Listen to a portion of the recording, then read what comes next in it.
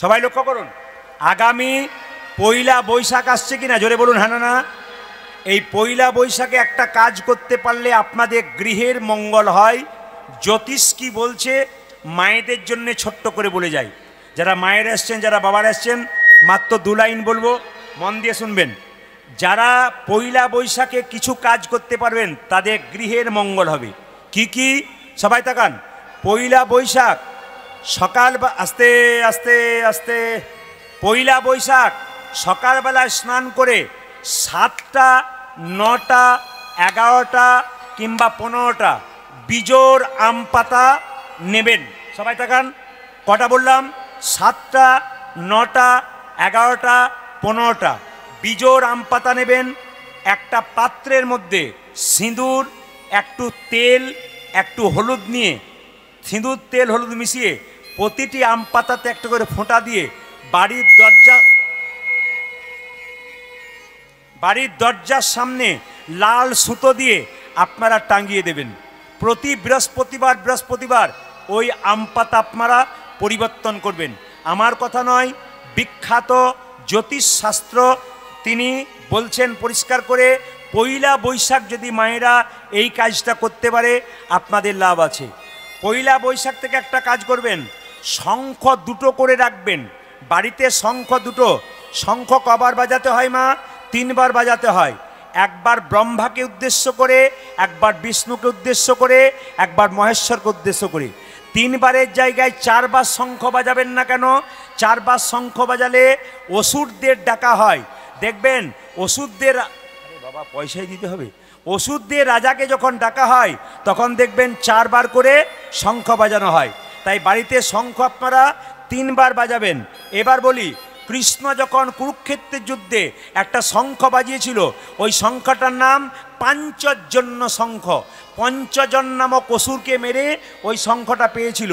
ওই শঙ্খটা কৃষ্ণ যখন বাজিয়েছিল কুরুক্ষেত্রের যুদ্ধে, দেবতাদের গর্ভে যে সন্তান শক্তিশালী হয়েছিল, আর অসুরদের গর্ভের যে সন্তান স্ত্রীর গর্ভে, তা কিন্তু সব নষ্ট হয়ে গেছিল।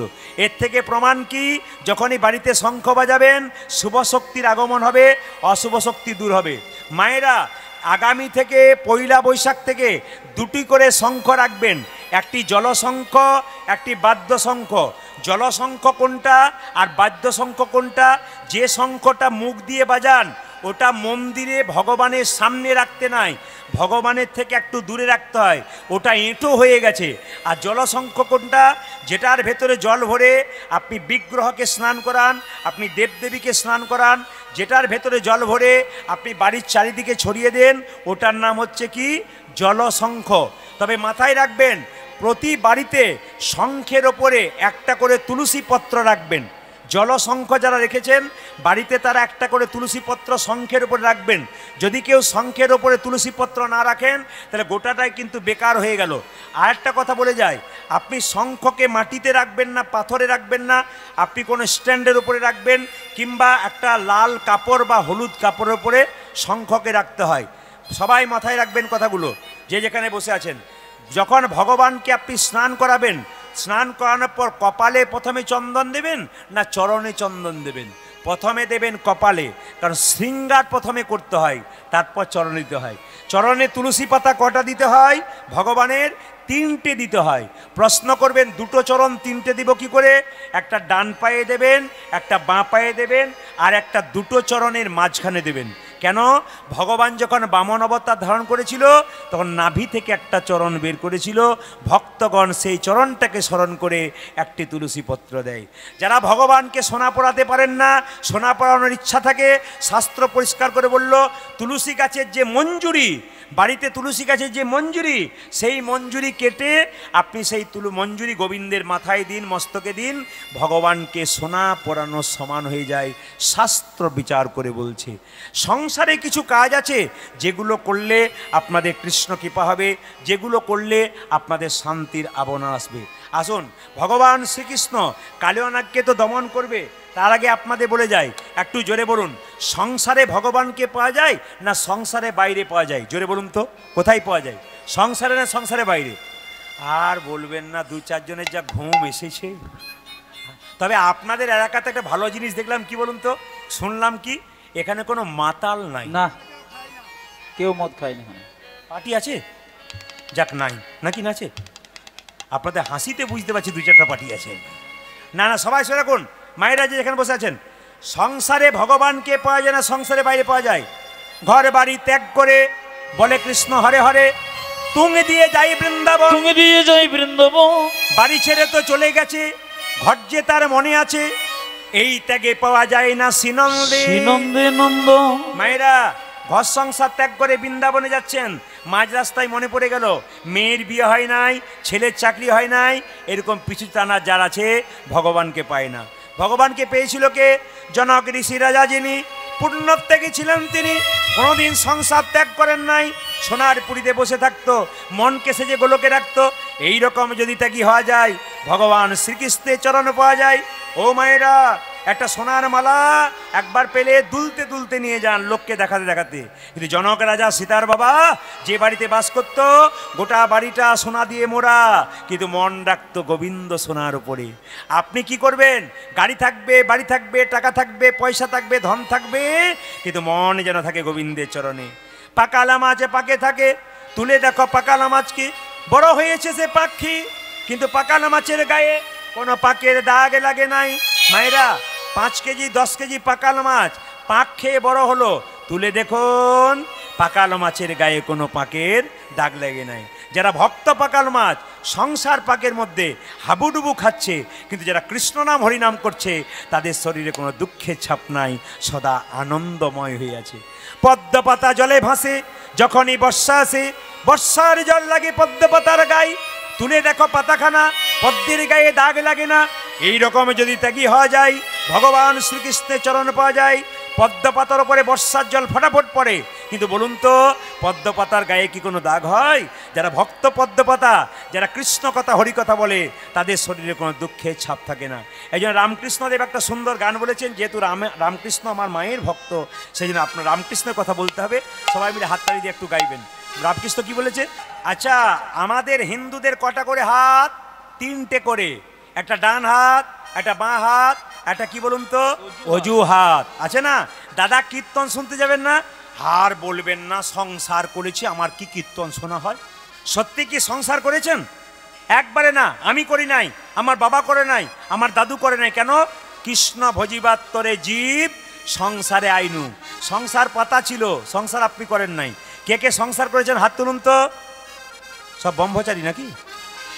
कोई नहीं संसार किया, सब सन्यास बन गया क्या? अरे हाथ तो उठाइए। ও মায়েরা, এই জন্য শাস্ত্র বলেছে সংসার সুখের হয় পুরুষের গুণে। বাবারে, দেখুন পাওয়ার দেখুন কত। যখন বললাম পুরুষের গুণে, যে ঘুমোচ্ছিল সে সংসার সুখের হয়, যেটা বলুন রমণীর গুণে। আচ্ছা, এক হাতে তালি বাজে, সংসার সুখের হয় রমণীর গুণে, গুণবান স্বামী যদি, যেটা বলুন থাকে তার সঙ্গে। হাততালি দিন, হাততালি দিন। আমার মায়েদের কিন্তু একটা কাজ না করলে গোটা কাজটাই বেকার। শ্রীমদ্ ভাগবত গীতার 10ম স্কন্ধ 29তম অধ্যায় ভালো করে পড়ে নেবেন।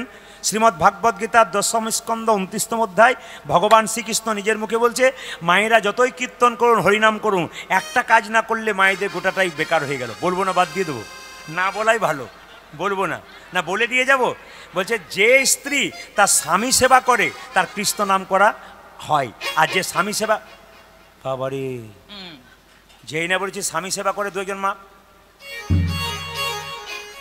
এরকম এরকম করছে, এরকম এরকম করছে। আবার আবার কালকে যেখানে গাইছিলাম, বললাম স্বামী সেবা করতে হয়, তাহলে কীর্তন শোনা সার্থক হয়। স্বামী স্ত্রী দুজনে দাঁড়িয়ে আছে, আর যেই না বলেছি স্বামী সেবা করতে হয়, তখন স্ত্রীকে তার স্বামী বলছে চুপ করো, খালি খোঁচাখুচি, চুপ করো। মায়েরা, হ্যাঁ হ্যাঁ শুনে নিন, স্বামী সেবা করতে হয়। রাবণের স্ত্রী মন্দাদরী কি করেছিল? 10,000 মেয়েকে বিয়ে করেছিল রাবণ, তারপর মন্দাদরীকে বিয়ে করেছিল। রাবণ এমন কিছু অন্যায় না যে করে নাই, প্রতিদিন অন্যায় করত, কিন্তু তবু রাবণকে মন্দাদরী সকালবেলায় গলায় কাপড় দিয়ে প্রণাম করত। মায়েরা, কে কে সকালবেলায় স্বামীকে প্রণাম করেন? হাত তুলে দেখান, দেখান। দাদারা ভাবছে এতদিন পরে আপনি আমাদের হয়ে বলেছেন, কেউ বলে নাই। মায়েরা, আপনারা তো তুলেছেন, কেউ হাফ হাত, কেউ ফুল হাত। কাল সকাল থেকে সবাই স্বামীকে প্রণাম করবেন, আর দাদারা সব পাগুলো একটু ধুয়ে মুছে শোবেন, আপনাদের কাল সকালে প্রণাম হবে। শুনে নিন, আপনার স্বামীর সঙ্গে আপনার কি সম্পর্ক একটু বলে দিই, তাহলে বুঝতে পারবেন। আপনার স্বামী আপনার গুরু হয়, জোরে বলুন, জোরে বলুন। জোরে বলুন। দাদারা ভাবছে কি যে হয়, ঘর না গেলে বুঝবেন না। আপনার স্বামী আপনার দেবতা হয়, জোরে বলুন। হয়। আপনার স্বামী আপনার বাবা হয়, তাই এবার হয় নাকি? হয় না? বাবা হয় না? আপনার স্বামী আপনার আরে, একজন বয়স্ক মা বলছে বাবারে কোনোদিনই হয় না। মায়েরা, স্বামী বাবা হয় না, স্বামী ছেলে হয় না, স্বামী ভাই হয় না। আমি বলি না, বিষ্ণুপ্রিয়া নিমাইকে বলেছে স্বামী তুমি আমার বাবা, তুমি আমার ছেলে, তুমি আমার ভাই। কিভাবে? কপাল ভালো করতে গেলে কিছু ভালো কাজ করতে হয়। সধবা নারীর যেমন সিঁথিতে সিঁদুর থাকা দরকার, সধবা নারীর যেমন হাতের শাখা থাকা দরকার, সধবা নারীর যেমন মাথায় কাপড় থাকা দরকার। ও মায়েরা, কোনো নারী যদি রিভাবটা একটু দাও, মাইক মেশিনটা বড় আনলে হবে না, ড্রাইভার ভালো হতে হবে। গাড়ি ভালো হলে হবে না, চকচক করলে হবে না, ড্রাইভার ভালো হতে হবে। কারণ তুমি সব চাইতে বেশি শুনবে, আমাদের চাইতে তোমার কান ভালো থাকবে। কারণ তুমি যদি ভালো শোনো তো কোনো অসুবিধা নেই। এই জন্য সবাই লক্ষ্য কর মায়েরা, যে যেখানে বসে আছেন এই যে তাকাবেন। আপনাদের কপাল ভালো কি খারাপ আমি বলি, কোনো নারী যদি মাথায় কাপড় নিয়ে রাস্তা দিয়ে চলে যায়, সিঁথির সিঁদুর হাতের শাখা নিয়ে, তবে পুরুষ তাকে তার মুখের দিকে চাইবে, চাইতে চাইতে তার পায়ের দিকে তাকাবে, একবার প্রণাম করবে।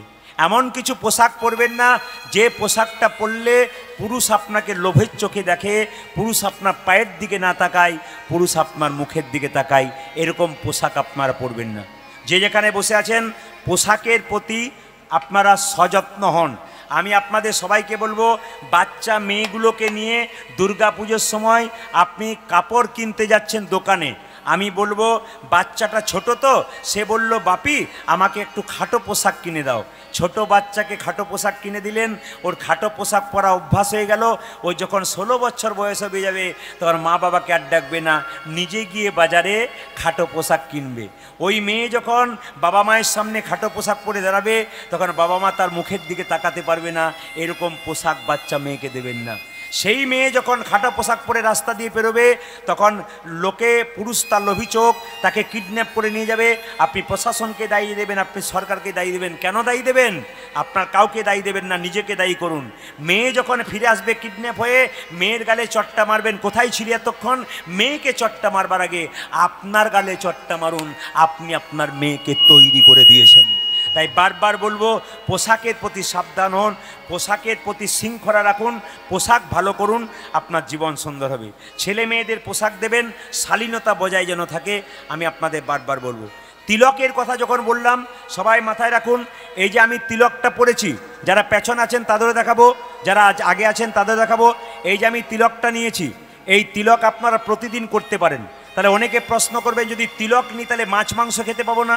আমি বলে দিই, তিলক নেবেন কিন্তু মাছ মাংস খেতে পাবেন, সেরকম পদ্ধতিও আছে। এই যে তিলকটা আমি নিয়েছি, সবাই তাকান, এই তিলকটা নিয়ম আছে। আপনি মা কালী পুজো হচ্ছে, কোনো ব্রাহ্মণ পুজো করছে, আপনি যদি বলেন ব্রাহ্মণ ঠাকুরকে, বাবা একটু সিঁদুরের ফোঁটা দিয়ে দাও তো, ব্রাহ্মণ কিন্তু আপনাকে অন্য কোনো আঙুলে সিঁদুর দেবে না। যদি এই আঙুলে সিঁদুর দেয় তাহলে বুঝবেন উনি শাস্ত্র পড়েছেন। তাকাবেন, সবাই তাকান, ব্রাহ্মণ যদি আপনাকে এই আঙুলে সিঁদুর দেয় তাহলে বুঝবেন উনি শাস্ত্র পড়েছেন। যখনই মায়ের মন্দিরে সিঁদুরের ফোঁটা কাউকে দেবে তখন জানতে হবে বৃদ্ধাঙ্গুষ্ঠী মানে এই আঙুলে দিতে হবে। আপনার বাড়িতে কেউ মরে গেছে কিংবা আপনার বাড়ির পাশে কেউ মরে গেছে, মৃত্যুর সময় তার কপালে একটা তিলক করে দিতে হয়। আপনি কোন আঙুলে তিলক করবেন জেনে নিন। বাড়ির পাশে কেউ মরে গেলে আপনি তাকে তর্জনী এই আঙুল দিয়ে তিলকটা করে দেবেন। আপনি নিজেকে কোন আঙুলে তিলক করবেন?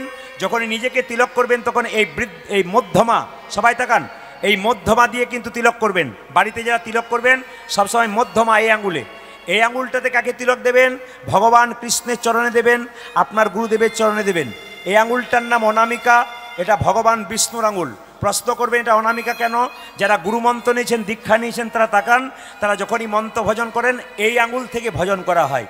এই আঙুলটা ভগবানের আঙুল, ওই জন্য ভগবানের চরণে এই আঙুলে তিলক দিতে হয়, আর ভগবান গুরুদেবের চরণে এই আঙুলে তিলক দিতে হয়। আর দেখবেন মায়েরা, এই আঙুলে কাকে তিলক দেয়? ভাইয়ের কপালে দিলাম ফোঁটা, জমের দুয়ারে পড়ল ফোঁটা, আমি দিই যমুনা দেয় জমকে ফোঁটা, আমি দিই আমার ভাইকে ফোঁটা। যদি কেউ মনে করেন যে তিলক নেব কিন্তু খেতে পাবো না, শাস্ত্র বিধান দিয়েছে আপনারা জল তিলক নেবেন। সবাই তাকান, জল তিলক সবাই নিতে পারেন, যা খাবেন খাবেন, কিন্তু জল তিলক সবাই নিতে পারেন। সবাই তাকান, জল তিলক যে নেবেন, আপনি হাতে জল নেবেন, জল নিয়ে আপনি এরকম করে নিয়ে জল তিলক নিয়ে দেবেন। কেউ দেখতে পাবে না, কিন্তু জল তিলক হবে। কেউ আপনাকে কিছু বলতেও পাবে না। আপনি অভ্যাসটা করুন, আপনি লাইনে দাঁড়ান, তবে তো ডাকটা পাবেন। তাই বারবার নিবেদন রইল, আপনার সবসময় জল তিলক করবেন। যারা তিলক করেন না, বাবারা যারা করেন তাদের কথা বাদ দিয়ে দিন, তারা তো সবসময় করবে।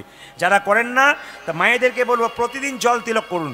যদি মনে করেন তিলকের ফোঁটা একটু নেবো, তাহলে আপনাকে তুলসী গাছে জল দিয়ে তুলসী গাছের মাটি থেকে একটু করে ফোঁটা আপনার বাচ্চাকে দিন।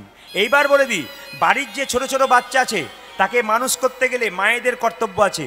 সকালবেলায় ঘুম থেকে উঠে বাচ্চা ছেলেকে বলবেন, খোকা আগে তুই মন্দিরে প্রণাম করে আয়, তোর দাদু ঠাকুমাকে প্রণাম কর, আমাকে আর তোর বাবাকে প্রণাম কর। এরকম সংস্কার যদি বাচ্চাকে শেখান, আপনার ছেলে ভবিষ্যতে কৃষ্ণ ভক্ত হবে। আপনি গর্ব করে বলতে পারবেন, আমি চোরের মা নই, আমি ডাকাতের মা নই, আমি ভক্তের মা। আমি চোর জন্ম দিই নাই, আমি ভক্ত জন্ম দিয়ে পৃথিবীতে গেলাম। যে মা ভক্ত সন্তান জন্ম দেয়, তার গর্ভটার নাম হচ্ছে রত্নগর্ভা। তো মায়েরা রত্নগর্ভা হন, যেন আপনি ভালো সন্তান পৃথিবীতে জন্ম দিতে পারেন। ভগবান শ্রীকৃষ্ণ বলছে, মা আমাকে সাজিয়ে দাও। বাবা কিভাবে সাজাবো? শোনো, অলকা তিলকা তো হলো, আর কিভাবে সাজাবে? এই দেখো, সবাই তাকাও। মাকে বলছে, মা মন দিয়ে শুনে নেবেন, রাধা রানী কি? না না, খুব সুন্দরভাবে জয়টা দেবেন। রাধা রানী কি? শ্যাম সুন্দর কি? মদন মোহন কি? হরিবাসর কি? দেখুন, একজন আমাকে প্রশ্ন করেছিল কালকে কলকাতায়, দীক্ষা কি জন্য নেব? দীক্ষা কি নিতে হবে নাকি? দীক্ষা কি না নিলে নয়? বললাম, দেখুন, ভগবান কৃষ্ণ নিজে দীক্ষা নিয়েছিলেন। যিনি জগতের গুরু, যিনি জগতের মালিক, ঈশ্বর পরম কৃষ্ণ সচ্চিদানন্দ বিগ্রহ অনাদির আদি গোবিন্দ সর্ব কারণে কারণম, যিনি জগতের মালিক, যিনি জগতের নাথ, যিনি জগতের ভগবান, যিনি জগতের গুরু, তিনি নিজে গুরুমন্ত্র নিলেন। তাকাবেন আমার দিকে, তিনি নিজে গুরুমন্ত্র নিলেন। মায়েরা সবাই শুনবেন, তিনি গুরুমন্ত্র নিলেন কখন? সবাই তাকান আমার দিকে। যখন কৃষ্ণের জন্ম নিল, তার নাম রেখেছিল গর্গাচার্য মুনি। কৃষ্ণ, দেখুন, বলরাম এবং কৃষ্ণে যখন উপনয়ন পৈতে হয়েছিল, তখন গায়ত্রী মন্ত্র দিয়েছিল কে? কে দিয়েছিল? গর্গাচার্য মুনি। এক এক করে শুনবেন, কৃষ্ণের একটা গুরু নয়, অনেকগুলো গুরু, কিন্তু বলে কৃষ্ণকে গায়ত্রী মন্ত্র দিয়েছিল গর্গাচার্য মুনি। আবার দেখুন, কৃষ্ণের যখন শিক্ষা লাভের জন্য গেলেন, তখন সন্দীপন মুনির কাছে তিনি শিক্ষা লাভ করেছিলেন, শিক্ষা গুরু করেছিলেন। 3, আপনারা বলবেন তাহলে কানে মন্ত্র কার কাছ থেকে নিয়েছিল? আমরা তো সবাই কৃষ্ণ মন্ত্রে দীক্ষিত, তাহলে কৃষ্ণ কোন মন্ত্রে দীক্ষিত জানতে হবে। কিন্তু কীর্তন শুনতে এসছেন, আমরা তো সবাই কৃষ্ণ মন্ত্রে দীক্ষিত, তাহলে কৃষ্ণ কোন মন্ত্রে দীক্ষিত? কৃষ্ণের আসল গুরুর নাম হচ্ছে উপমন্য মুনি। শুনবেন ভালো করে, কৃষ্ণের আসল গুরু হচ্ছে উপমন্য মুনি। তাকে তিনি শৈব মন্ত্রে মানে শিব মন্ত্রে দীক্ষা দিয়েছিলেন। রাধাতন্ত্র পড়ুন, যারা বইপত্র পড়েন রাধাতন্ত্র পড়ুন। ভগবান শিব কৃষ্ণকে শিব মন্ত্রে দীক্ষা দিয়েছিলেন। মহাপ্রভু দীক্ষা নিয়েছিলেন। হ্যাঁ, ঠিক আছে। আচ্ছা, মহাপ্রভু দীক্ষা নিয়েছিলেন। মায়েরা, মহাপ্রভু দীক্ষা নিয়েছিলেন। স্বয়ং ভগবান যদি দীক্ষা নিতে পারে, আমরা কেন দীক্ষা নেব না?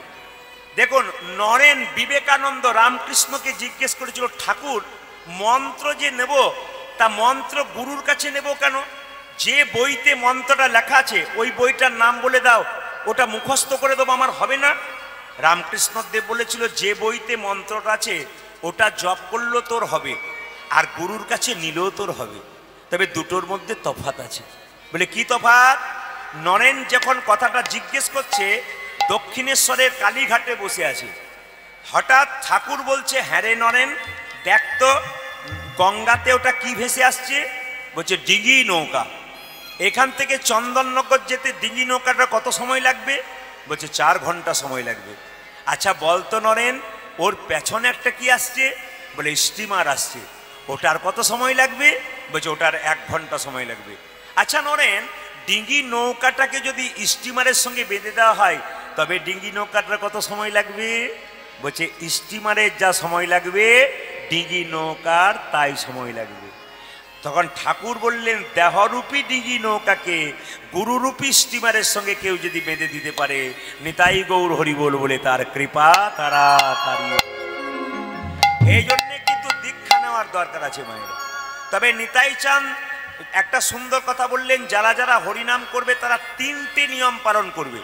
একটু বলে যাই। প্রথম নিয়ম কি? নিরামিষ খেতে হবে। নিতাই চাঁদ বলল যারা হরিনাম করবে তারা নিরামিষ খেতে হবে। আমি হাত তুলতে বলবো না কারা কারা নিরামিষ খায়, কারণ গন্ডগোলে পড়বেন আপনারা।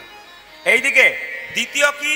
নিরামিষ আপনার দেখুন, অনুকূল ঠাকুর বলেছেন, যে যত ভোগী সে তত রোগী, যে যত ত্যাগী সে তত নিরোগী।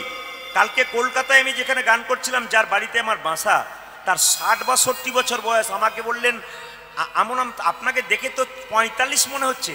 বলছে না না, আমি তো মুখে সেলাই দিয়ে বসে আছি। বলে কেন? আমি করে দিই সবার, কিন্তু আমি খাই না। মানে যে যত খায় তার আগে যাবার রাস্তা পরিষ্কার হয়।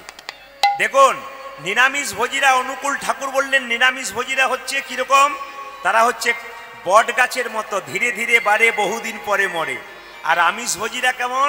কলা গাছের মতো, হুড় হুড় করে বাড়ে আর হুড় হুড় করে মরে। তাই আমি আপনাদের বলবো, যে যত খাবে কম তার তত শরীর সুস্থ থাকবে। এ ঠাকুরের বাণী, বড় বড় মহাপুরুষের বাণী। তাই আপনাদের বলবো শরীর সুস্থ। দেখুন গোবিন্দের মন্দিরে যাবেন, আপনার শরীর যদি সুস্থ না থাকে আপনি গোবিন্দ ভজন করবেন কি করে? আমি দেখে নিয়েছি মায়েরা, এই যে মন্দিরটা দেখতে পাচ্ছেন, এটা মা কালীর মন্দির। এমন এমন মন্দির আছে, রাধাকৃষ্ণের মন্দির আছে। দেখুন রাধাকৃষ্ণের মন্দিরে অনেক লোক গিয়ে গোছা গোছা ধূপ দিচ্ছে, কিন্তু ওই মন্দিরটা চাইতে এই মন্দিরটা দামি। কেন?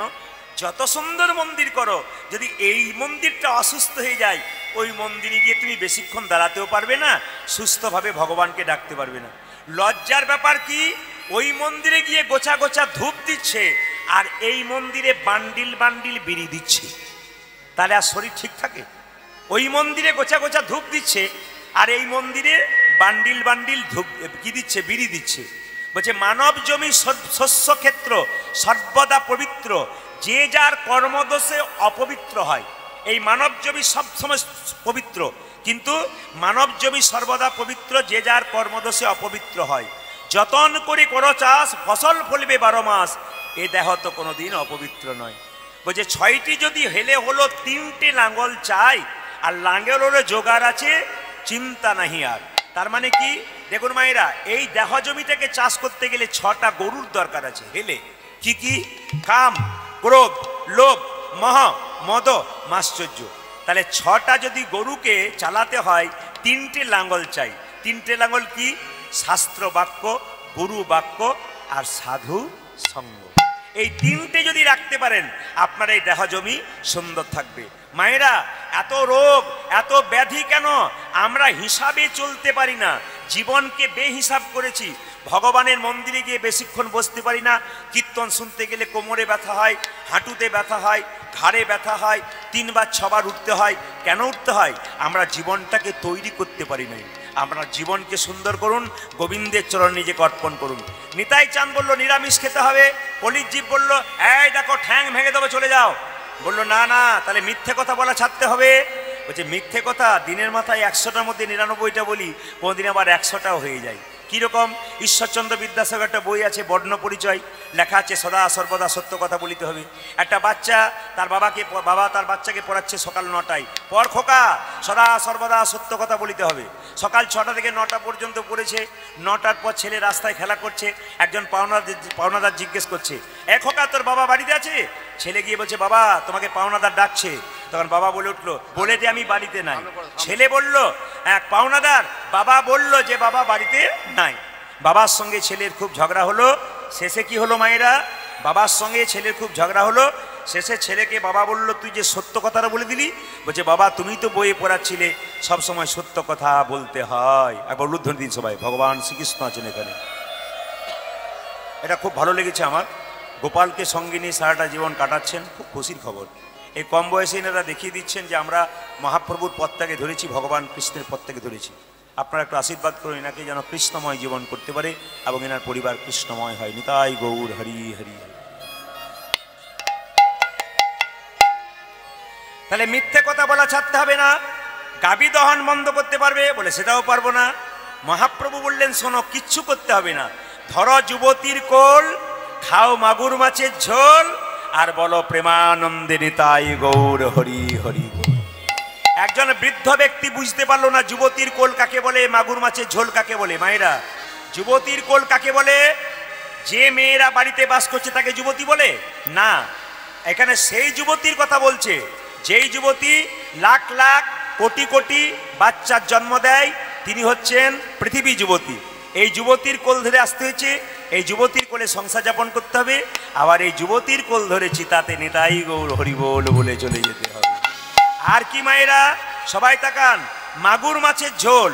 আমাদের আত্মীয় স্বজন মারা গেলে তার বিরহ ব্যথায় কাঁদি, কিন্তু কোনো কৃষ্ণ ভক্ত যদি একবার হা কৃষ্ণ প্রাণ গোবিন্দ বলে কাঁদতে পারে, তার নয়নের জল যদি মুখের মধ্যে প্রবেশ করে, ওইটাই হচ্ছে মাগুর মাছের ঝোল। তাই আপনারা গুরুমন্ত্র নেবেন, সবাই মিলে হাত তুলে একটু গুরুমন্ত্রের রামকৃষ্ণদেবের এই গানটি সবাই একটু গান। যেহেতু মায়ের ভক্ত রামকৃষ্ণদেব, আজকে রামকৃষ্ণদেব একটা গান গাইব খুব ছোট্ট করে, সবাই হাততালি দেবেন, হাত ওঠান। তাই যারা সুধীজন হয়, ভক্তজন হয়, ভগবানের নাম গুণকীর্তন যেখানে হয় তারা বসে। আমি আপনাদের বারবার মিনতি করব, কীর্তন চলাকালীন আপনারা কেউ কোনো গল্প করবেন না, বাহ, বলবেন কম, শুনবেন বেশি।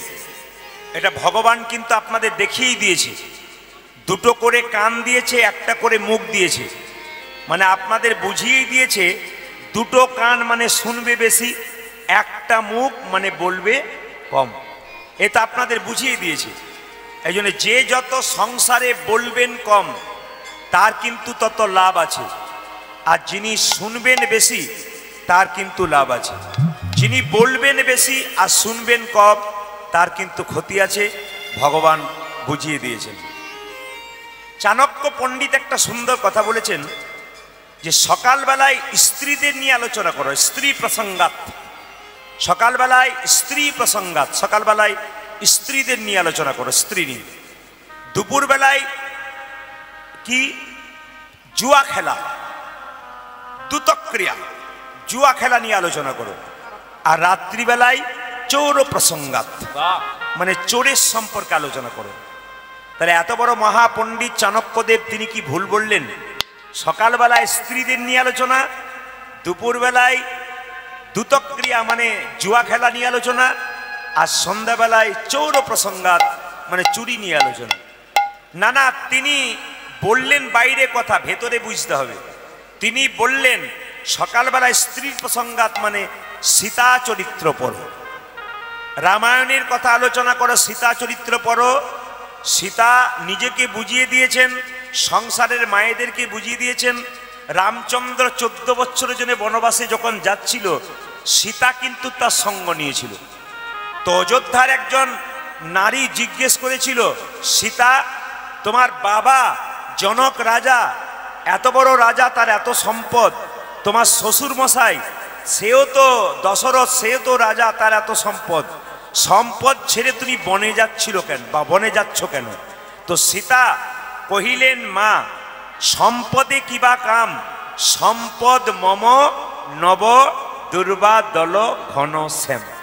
তার মানে আপনারা যারা কীর্তন শুনছেন শুনে নিন, সীতা বলতে চাইছে আমার সোনার মালা দামি নয়, আমার গাড়ি দামি নয়, বাড়ি দামি নয়, আমার সম্পদ দামি নয়। সম্পদ যদি হয় তো আমার একমাত্র স্বামী হলো পরম সম্পদ। এই সীতা চরিত্র পড়লে আপনারা শিখতে পারবেন। দ্বিতীয় কি, জুয়া খেলা নিয়ে দুপুরবেলায় আলোচনা করো, দুতপ্রিয়া মানে মহাভারতের কথা আলোচনা করো।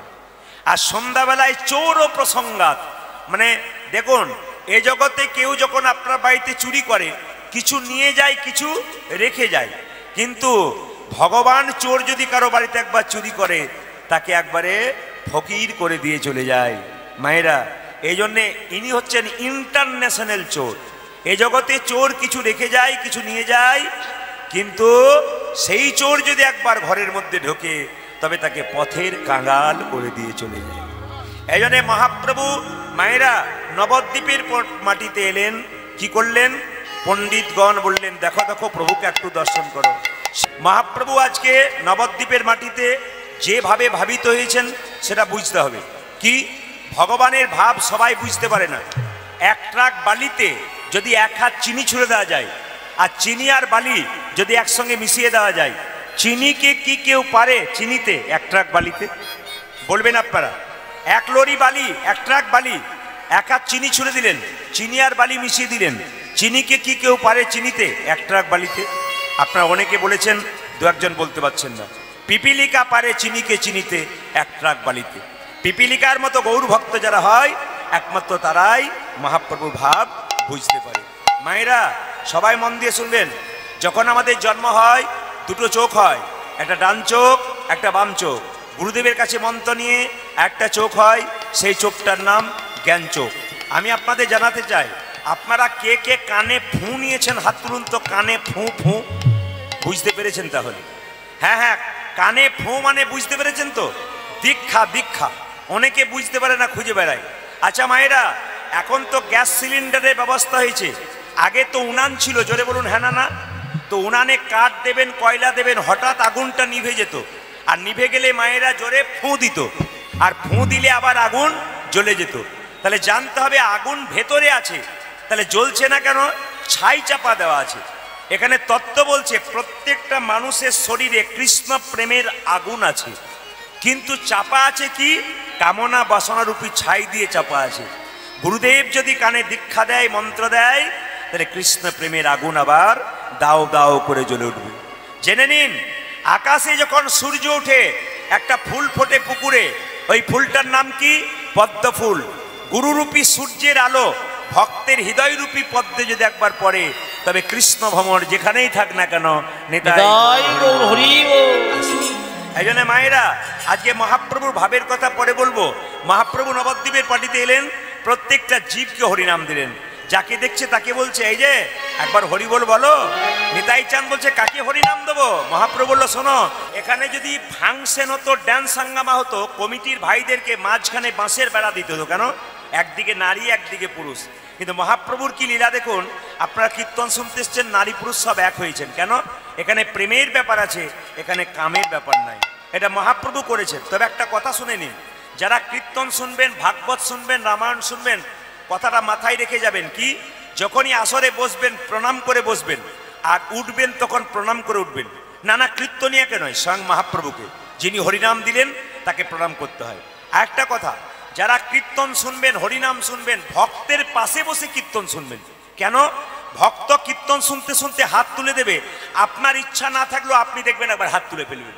আর যদি অভক্তের পাশে বসেন, ও যতবার হাই তুলবে আপনার হাই তার চাইতে উঁচু হবে। কেন বলুন তো? ও তো অভক্ত। আজকে 20,000 22,000 মানুষের সেবা হয়েছে। আমি প্রত্যেক জায়গায় বলি, প্রসাদ যদি পেতে হয় তাহলে বৈষ্ণবের পাশে বসে প্রসাদ পান। প্রসাদ যদি পেতে হয় ভক্তের পাশে প্রসাদ পান। কেন? ভক্ত বৈষ্ণব যখন প্রসাদ পাবে, প্রসাদটা নেবার সময় কপালে ঠেকিয়ে জনার্দন বলে প্রণাম করে প্রসাদটা নেবে।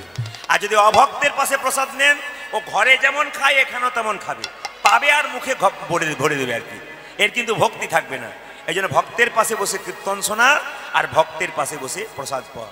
নিতাই চাঁদ বলছে, যাকে চোখে দেখবো তাকে হরিনাম দেবো, যদি না নেয়, দাদা যদি কেউ হরিনাম না নেয়, প্রথমে ধরিবে হাতে, যদি না চাই নাম, দাদা প্রথমে ধরিবে হাতে, যদি না চাই নাম নিতে। প্রথমে ধরিবে হাতে, যদি না চাই নাম নিতে। দাদা গো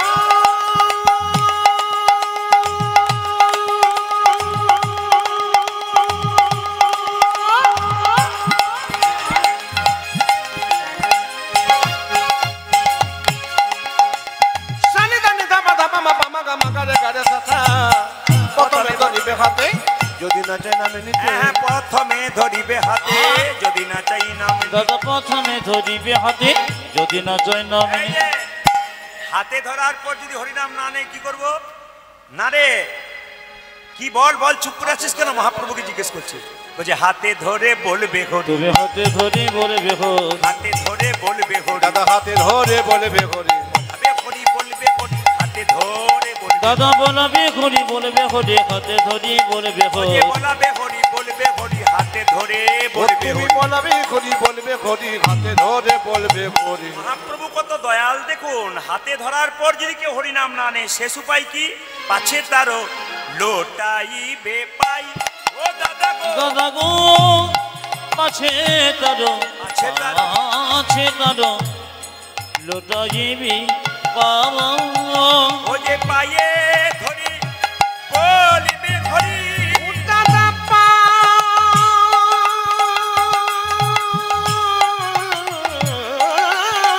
ধরে হরে হরে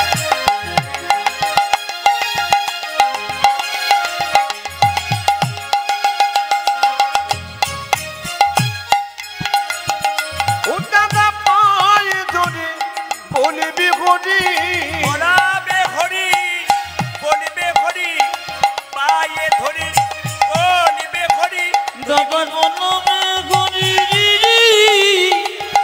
বলবে ঘুরি পায়ে ধরি ধরে বলবে ও ঘুরি তুমি বনাবে গরি বলিবি বাবা হরি এই মিনতি তোমায় ও করি তুমি বনাবে গরি বলিবি দাদা হরি পায়ে ধরি বলবে ও ঘুরি দাদা পায় ধরে বলিবি হরি আজ পাছে কারণ পাছে আছে কারণ রাজিবে পাও একসঙ্গে দিন তোর আনন্দ দেবে সবাই মিলে একসঙ্গে তালি দিয়ে সবাই হাত তুলে যার হাত আছে তিনি তুলবেন যার নাই তার তোলার দরকার নেই দেখি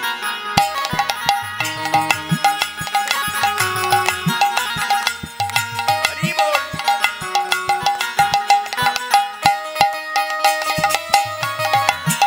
হ্যাঁ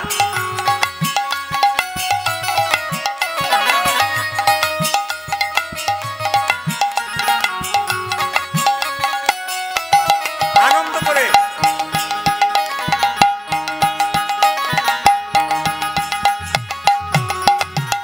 যারা দাঁড়িয়ে আছেন তারা হাত তুলবেন সবাই হাত তুলবেন মায়ের কাছে রামকৃষ্ণ দেবের লেখা গান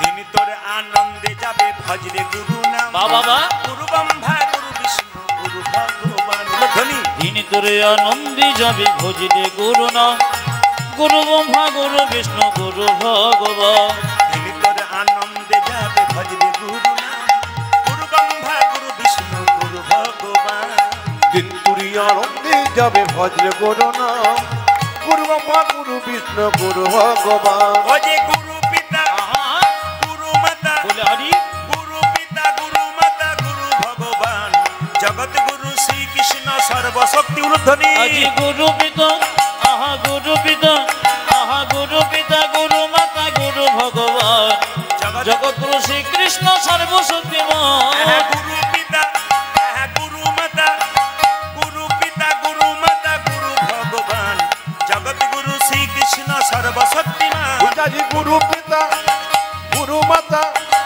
গুরু পিতা গুরু মাতা গুরু ভগবান জগৎ গুরু শ্রীকৃষ্ণ সর্বশক্তিমান তিনি তোর আনন্দে যাবে ভজরে গুরু নাম গুরু ব্রহ্মা গুরু বিষ্ণু গুরু ভগবান তিনি তোরে আনন্দে যাবে ভজিলে গুরু না গুরু ব্রহ্মা গুরু বিষ্ণু গুরু ভগবান তোর আনন্দে যাবে ভজরে গুরু নাম গুরু ব্রহ্মা হৃদয় গৌর হরি আজকে বল। দিন তুরি আনন্দে যাবে ভজ গুরু নাম গুরু ব্রহ্মা গুরু বিষ্ণু গুরু ভগবান তিনি তোরে আনন্দে যাবে ভজে গুরু না গুরু ব্রহ্মা গুরু বিষ্ণু গুরু ভগবান আজকে দিন তুরি আনন্দে যাবে ভজ গুরু নাম গুরু ব্রহ্মা গুরু বিষ্ণু গুরু ভগবান আপন আপন গুরুদেব কি জয় আপন আপন গুরুদেব কি আজ মহাপ্রভু ভাবটি কেমন আজকে মহাপ্রভু নবদ্বীপ পথ দিয়ে যাচ্ছেন কালী দহ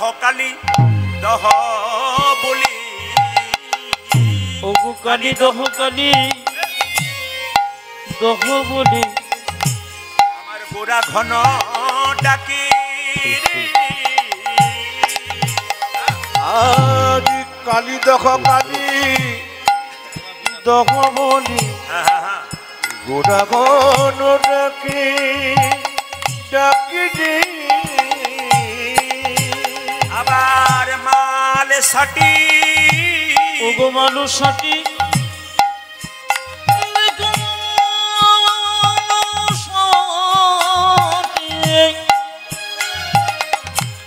মাটি গৌর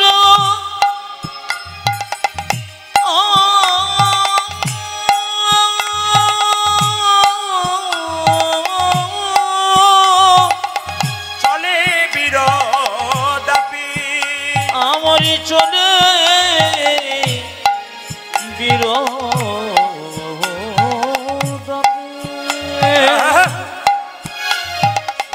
গরে যে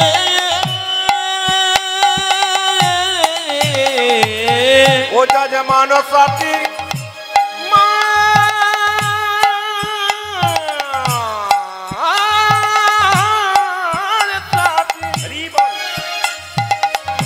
মারি গোদা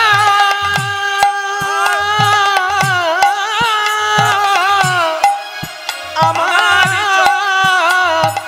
চলে বীরতাপে চলে রে চলে যাই চলে যাই আজি চলে যাই চলে যাই চলে যাই চলে যাই দেখো দেখো চলে যায় চলে ও যায় যে মাল সাটি মারি গোড়া চলে যাই চলে যাই দেখো মালো সাথী মাটি গোড়া চলে যাই চলে যাই মাল সাটি মারি গোড়া চলে যাই চলে যাই ওইটা যে মাঝি সাথী মাঝি গোড়া চলে যায় চলে ও যে যায় কালিদহ বলি চলে যাই চলে যাই আজ কালী দহ বলে চলে যাই চলে যাই কি জানি কোন ভাবে হৃদয় চলে যাই চলে দেখো যাই দেখো কি জানি কোন ভাবে হৃদয়ে চলে যায় চলে যায় কি জানি কোন ভাবে হৃদয় চলে যাই চলে যাই দেখো কি জানে কোন ভাবে হৃদয় মাল সাটি মারি ওগো গোড়া কি জানে কোন ভাবে হৃদয় মাল সাথী মারি ওরে গোড়া কি জানে কোন ভাবে হৃদয় সাথী মারি ওগো গোড়া কি জানে কোন ভাবে হৃদয় মাল সাথী মারি গোড়া ওরে কি জানে কোন ভাবে হৃদয় আজ চলে যায় চলে যায় ওগো মালো সাথী মাটি গোড়া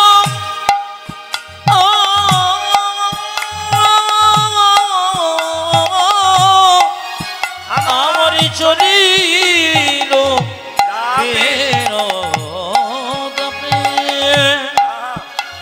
গোড়া রে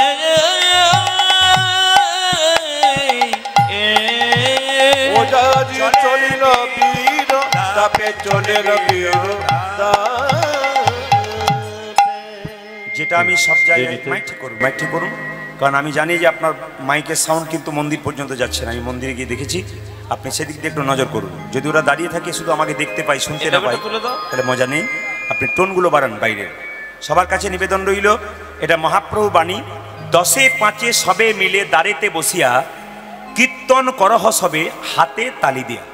চৈতন্য চরিতামৃত পড়বেন, পরিষ্কার করে লেখা আছে মহাপ্রভুর বাণী যে 10-5 সবে মিলে দাঁড়েতে বসিয়া কীর্তন করহ সবে হাতে তালি দিয়া।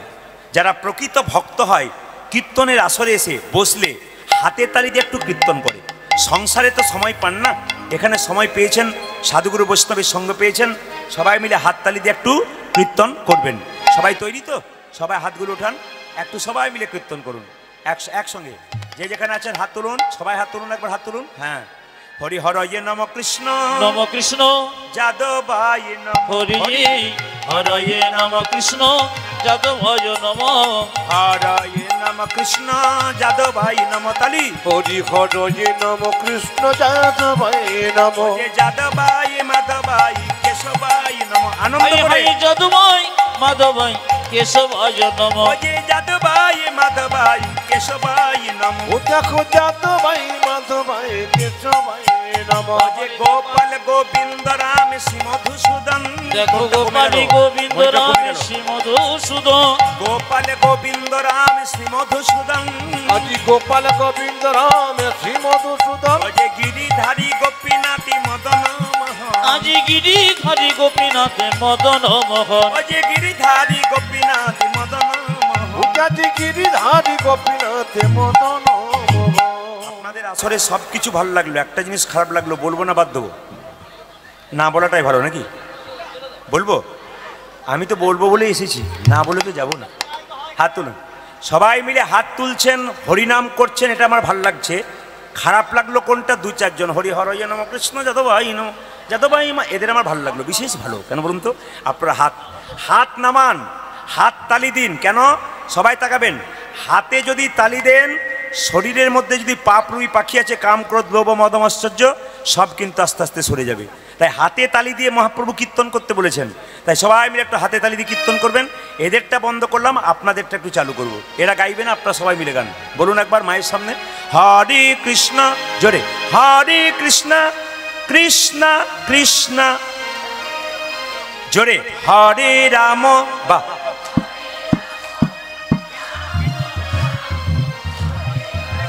জোরে হরে কৃষ্ণ, রিভাব দাও। হরে কৃষ্ণ দারুণ দারুণ। কৃষ্ণ কৃষ্ণ বাহ, হরে রাম, জোরে,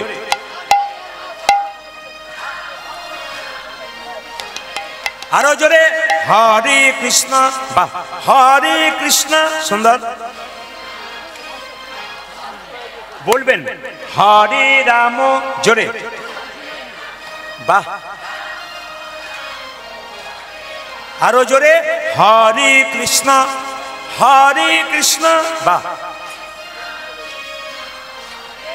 দারুণ দারুণ দারুণ, বাহ, আচ্ছা আচ্ছা আচ্ছা আচ্ছা, দারুণ দারুণ। আপনাদেরকে আগে কীর্তনের দলটল ছিল নাকি? দারুণ গাইছেন কিন্তু। এরপরে এলাকায় এলে না, এদের আমি আনবো না, আপনাদের চালিয়ে নেবো। সবাই মিলে বলুন, সকালবেলায় ঘুম থেকে উঠে স্নান করতে হয়। যারা বৃন্দাবনে যাবেন তারা দেখবেন সকালবেলায় ঘুম থেকে উঠে সবাই যমুনার দিকে দৌড়াচ্ছে। কেন? স্নান করবার জন্যে। আপনারা যারা কীর্তন শুনতে এসছেন সবার কাছে নিবেদন রইল, সকালবেলাকার স্নানটা হচ্ছে দেবতা স্নান। আমি অ্যাপেলো চেন্নাই চিকিৎসায় গিয়েছিলাম আজ থেকে 10 বছর আগে। ওখানে বড় বড় ডাক্তারবাবুরা অপারেশন করে ভোর 5টায় চলে আসে, 7টার মধ্যে অপারেশন কমপ্লিট। কেন?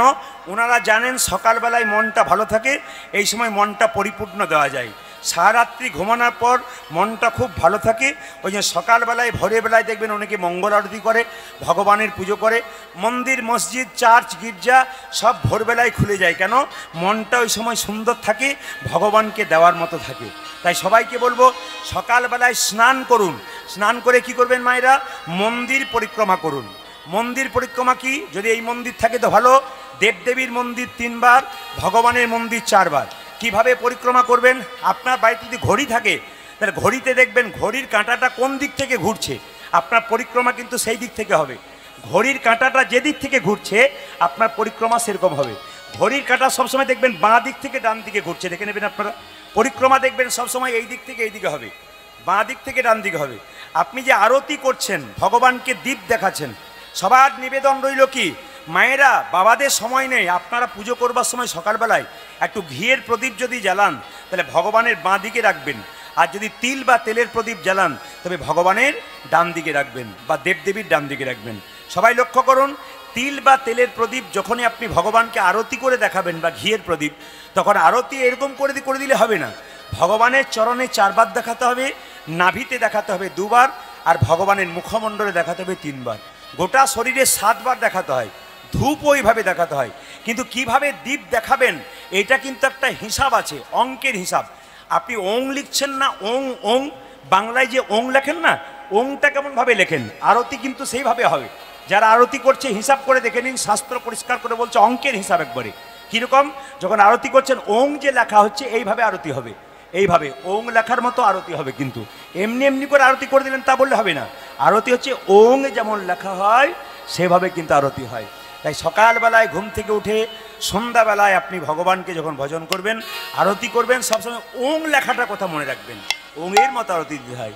মায়েরা, একজনের ভক্তের দাবি ছিল, কয়েকজন ভক্ত আমার কাছে গিয়ে দাবি করেছেন, এই দাবি অনুযায়ী আমি একটু আলাদা লীলা আজকে গাইতাম, কৃষ্ণকালী, কিন্তু হয়ে গেল আজকে ভক্তের একটু চাপে বললেন না না আপনার ওই লীলাটা আমরা বারবার শুনেছি, একটু শুনতে চাই। বলে কোনটা? না, কৃষ্ণ একটা সাপের মাথায় নেচেছিল। জোরে বলুন হ্যাঁ না না, জোরে বলুন, নেচেছিল না? হ্যাঁ, ওনাদের বক্তব্য ওই তত্ত্বটাকে ধরে চলবেন, কিভাবে কি করেছিল আর কি। একটু বুঝিয়ে দিই ভাগবতীয় কথা।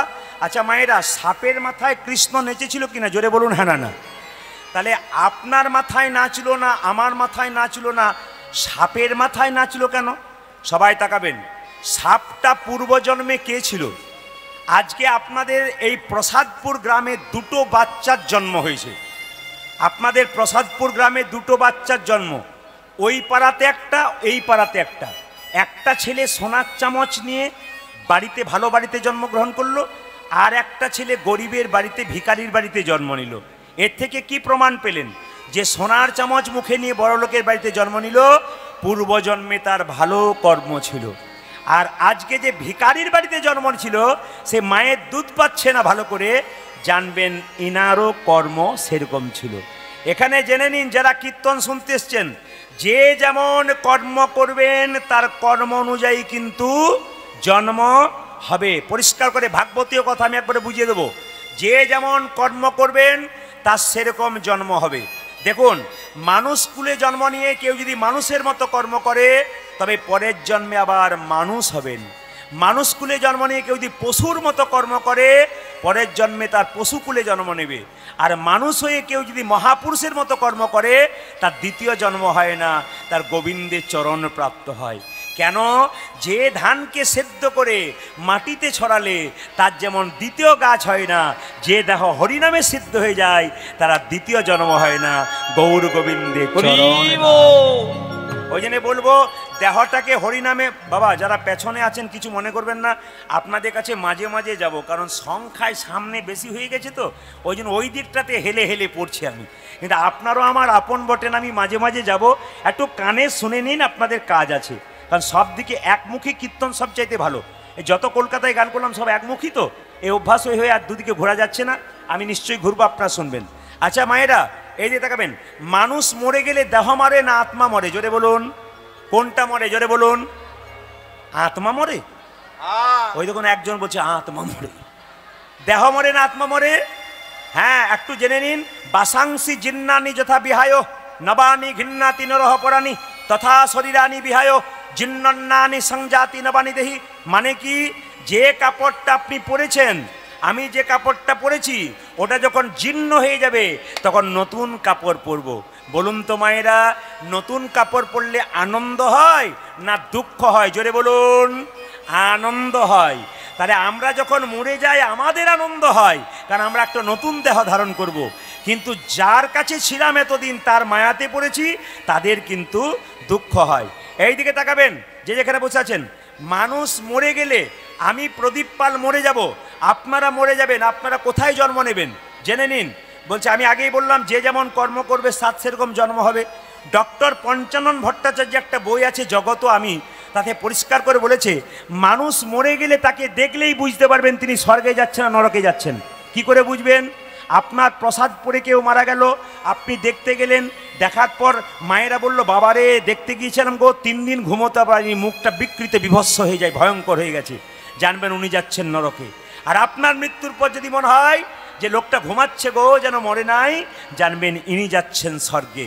জন্ম তোমার ভালো হোক আর না হোক, কর্ম যেন তোমার ভালো হয়। আর একটা কথা, প্রসাদপুর থেকে যখন আপনাকে নিয়ে যাওয়া হবে, বলা হরি হরি বল বলে শ্মশান ঘাটে, তখন যদি লোকে বলে, বা বা বা বা বা এই লোকটা খুব ভালো ছিল গো, কৃষ্ণ ভক্ত ছিল, 10 চক্রে ভগবান, ইনি যাচ্ছেন স্বর্গে। আর আপনার মৃত্যুর পর যদি বলে, বেটা খুব দুষ্ট লোক ছিল রে, গ্রামটাকে জ্বালিয়ে দিয়েছে, এই বদমাইশ লোকটা গেল, ভালো হলো, জানবেন ইনি যাচ্ছেন নরকে। জন্ম হোক যথাতথা, কর্ম হোক ভালো। ভাগবত বলল, আপনার শরীরে 9টা ছিদ্র আছে, প্রত্যেকের শরীরে এই 9টা ছিদ্র দিয়ে প্রাণ বেরোয়। সবাই তাকিয়ে নিন, 9টা ছিদ্র কি কি একটু গুনে নেবেন, এই টোন বাড়াও। 9টা ছিদ্র কি কি? 2টো কানের ছিদ্র, কত হলো? 2। 2টো নাকের ছিদ্র, কটা হলো? 4। 2টো কানের মুখের ছিদ্র 6। একটা মুখের ছিদ্র, 2টো চোখের ছিদ্র, কটা হলো? আবার গুনে দিই একবার। 2টো কানের ছিদ্র 2, 2টো নাকের ছিদ্র 4, 2টো চোখের ছিদ্র 6, একটা মুখের ছিদ্র 7, ওপর দিকে 7টা, নিচের দিকে 2টো, কি কি? পায়ু এবং উপস্থ। বলছে ওপরের ছিদ্র দিয়ে যদি কারো প্রাণ যায়, ভাগবত বলল তিনি যাচ্ছেন স্বর্গে। আপনার মৃত্যুর পর আপনি যদি পায়খানা প্রস্রাব করে দেন, ভাগবত বলছে আপনি যাচ্ছেন নরকে। প্রমাণ, আপনার যে এই 6টা 7টা দিক দিয়ে প্রাণ গেল, আপনি বুঝবেন কি করে? অনেকে মৃত্যুর সময় দেখবেন হা করে মরে, জোরে বলুন হ্যাঁ না না, জানবেন ওনার মুখ দিয়ে প্রাণ গেল। অনেকে মৃত্যুর সময় তাকিয়ে তাকিয়ে মরে, জানবেন ওনার চোখ দিয়ে প্রাণ গেল। আবার দেখবেন অনেকে মৃত্যুর সময় নাকের ফুটো, কানের ফুটো খসখসে হয়ে যায়, জানবেন ওই দিক দিয়ে প্রাণ গেল, ইনি স্বর্গে গেলেন। আর মৃত্যুর পরে যারা পায়খানা প্রস্রাব করে দেয় তারা নরকে গেলেন, নিম্নগামী। তত্ত্ব বলছে নিম্নগামী। এবার তাকান, তাহলে যিনি কালীয় নাগ, যার ওপরে কৃষ্ণ নেচেছিল, এ পূর্বজন্মে কে ছিল? ভাগবত বলছে চন্দ্রধ্বজ রাজা। রাজা হয়ে সাপ হলো কেন? বৈষ্ণবের অভিশাপ। আসলে যারা বৈষ্ণব এসছেন, আমি আপনাদের বলবো, বৈষ্ণবের পাশে বসা মানে আপনার ভাগ্য ভালো। আর বৈষ্ণবকে প্রণাম করতে হয়, দেখলে বৈষ্ণব রাস্তা দিয়ে পেরোলে প্রণাম করতে হয় মা। যদি পা ছুঁয়ে কেউ না করতে পারেন অন্তত নমস্কার করবেন, মাথাটা নিচু করবেন। বৈষ্ণবের বশ কৃষ্ণ সর্বশাস্ত্রে কয়, এই সব জানিলহ বৈষ্ণবের আশ্রয়। এই কালিয়নাগ পূর্বজন্মে রাজা চন্দ্রধ্বজ, তার পেটে প্রচণ্ড যন্ত্রণা, কেউ ভালো করছে না। একজন বলল, রাজা তোমার পেটের যন্ত্রণা ভালো হবে, একটা উপায় আছে। যে রাজবাড়িতে তুমি বাস করছো তার পূর্ব দিকে একটা সরোবর আছে, ওই সরোবরে একটা রাজহাঁস খেলা করছে, ওকে যদি ধরে এনে হত্যা করে তার পিত্তটা খেতে পারো তোমার পেটের যন্ত্রণা ভালো হবে। রাজহাঁসকে ধরে আনা হলো, তাকে যখন হত্যা করতে যাবে রাজহাঁস কেঁদে কেঁদে বললো, যদি আমাকে না মেরে আপনার পেটের যন্ত্রণা ভালো হয় উপায় বলবো? বলে হ্যাঁ বলো। যে সরোবর থেকে আমাকে ধরে আনলে তার উত্তর দিকে একটা গাছের ওপর এক মুনি পা ঝুলিয়ে বসে আছে, এক বৈষ্ণব পা ঝুলিয়ে বসে আছে, তার চরণ ধোয়া জল পান করলে তোমার পেটের যন্ত্রণা ভালো হবে। মুনি কি করলো মা, আহা রাজা কি করলো, সোনার পাত্র নিয়ে, এই যে মণিবর ডান পাটা এগিয়ে দাও, ডান পায়ে এগিয়ে দিল, পূজার রক্ত, ছি এই জল আমি পান করতে পারবো না। মণিবর বাঁ পায়ে এগিয়ে দাও, বাঁ পায়ে এগিয়ে দিল, পুঁজ রক্ত তো রয়েছে, তার সঙ্গে পোকা কিলবিল কিলবিল করছে, ছি এই জল আমি পান করতে পারবো না। তবে বৈষ্ণবে চরণ ধোয়া জল পান করে নাই, রাজা চন্দ্রধ্বজ একটা ভালো কাজ করেছিল, কি মাথায় করে নিয়ে এসেছিল। রাজা চন্দ্রধ্বজের দুজন স্ত্রী, স্বামী জল পান করতে পারলেন না, কই দেখি দেখি দেখি দেখি দেখি দেখি দেখি দেখি দেখি দেখি আমাদের দাও। দুজন স্ত্রী যখন জল পান করেছে, মুনি তখন ছুটে এসে বলল, রাজা এ তুমি কি করলে, আমার চরণ ধোয়া জলকে তুমি অপমান করলে, অভিশাপ দিলাম, তুমি খল প্রবৃত্তি করলে, তোমার খল বংশে জন্ম হোক, তোমার নাম হবে কালিয়নাগ। রাজা চন্দ্রধ্বজে কেঁদে কেঁদে বলল, হে মুনিবর, হে মনিজীব, অভিশাপ যদি দিলে তোমায় আমায় সাপি কুলে জন্ম নিতে হবে, সাপি কুলে জন্ম, আশীর্বাদ দাও যেন গোবিন্দের চরণে লাভ করতে পারি, গোবিন্দের চরণে যেন লাভ করিতে পারি। বৈষ্ণব বলল, তুমি যেহেতু বৈষ্ণবের চরণ ধোয়া জল মাথায় এনেছো, তোমার মাথায় ভগবান শ্রীকৃষ্ণের নৃত্য হবে। আজকে কালিয়নাগ, রাজা চন্দ্রধ্বজ কালিয়নাগ রূপে কালিদহ হ্রদে বাস করে। পদকর্তা বলছে, দেখো দেখো ভাবটি কেমন, কালিন্দির এক দহি কালিনাগ তাহে দহে, আজি কালিন্দির এক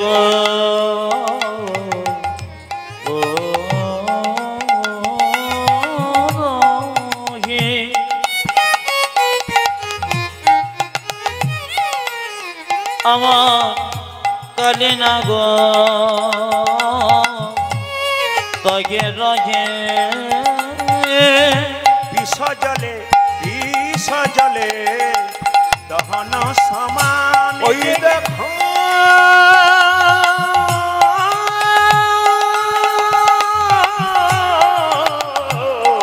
বিষ জলে দহন সমান, বিষ জলে দহন সমান, দেখি নামে বিষরি জলে, বিষরি জলে দহন সমান, বিষারি জলে সমান সমান, দেখি নামে বিষরি জলে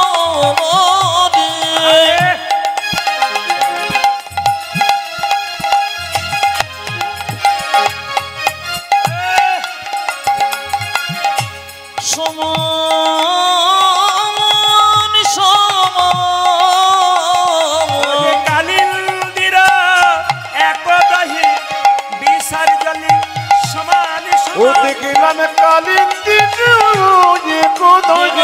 বিষরি জলে সমান সমান, বিষরি জলে সমান সমান, বিষরি জলে সমান সমান, বিষরি জলে দহন সমান। আপনারা যারা কীর্তন শুনতে এসছেন সবার শরীরে কালিয়নাগ আছে, এইদিকে আপনারা যারা কীর্তন শুনতে এসছেন সবার শরীরে কালিয়নাগ আছে। এই কালিয়নাগটা কি, কামনা বাসনা কালিয়নাগ আছে।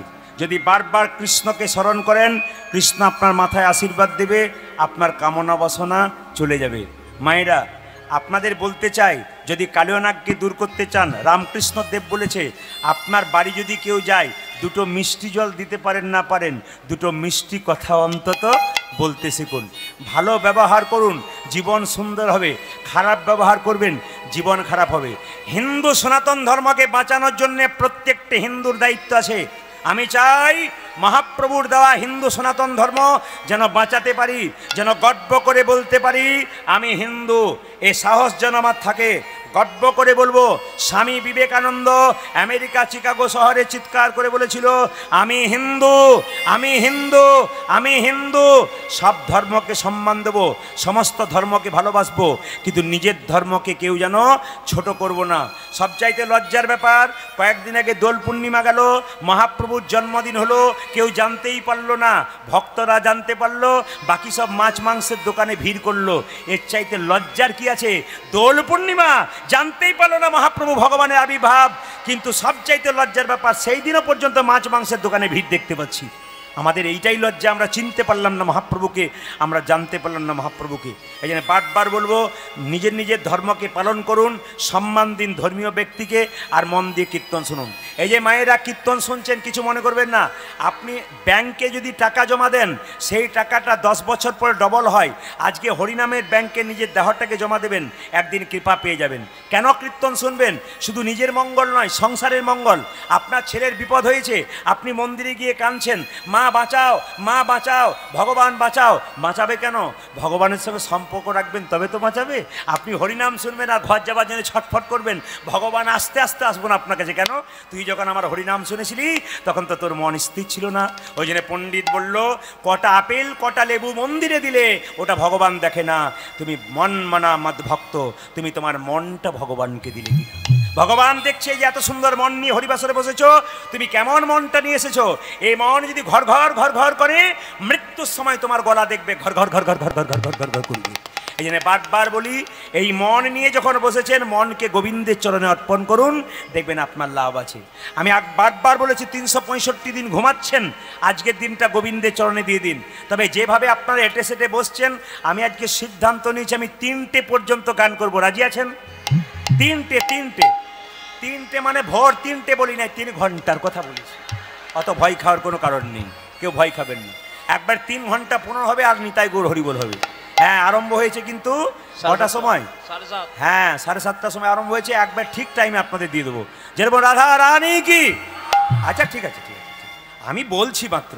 রাধা রানী কি, শ্যাম সুন্দর কি, মদন মোহন কি, হরিবাসর কি, সাধু, এই যে রাধা রানী কি, শ্যাম সুন্দর কি, মদন মোহন কি, হরিবাসর কি।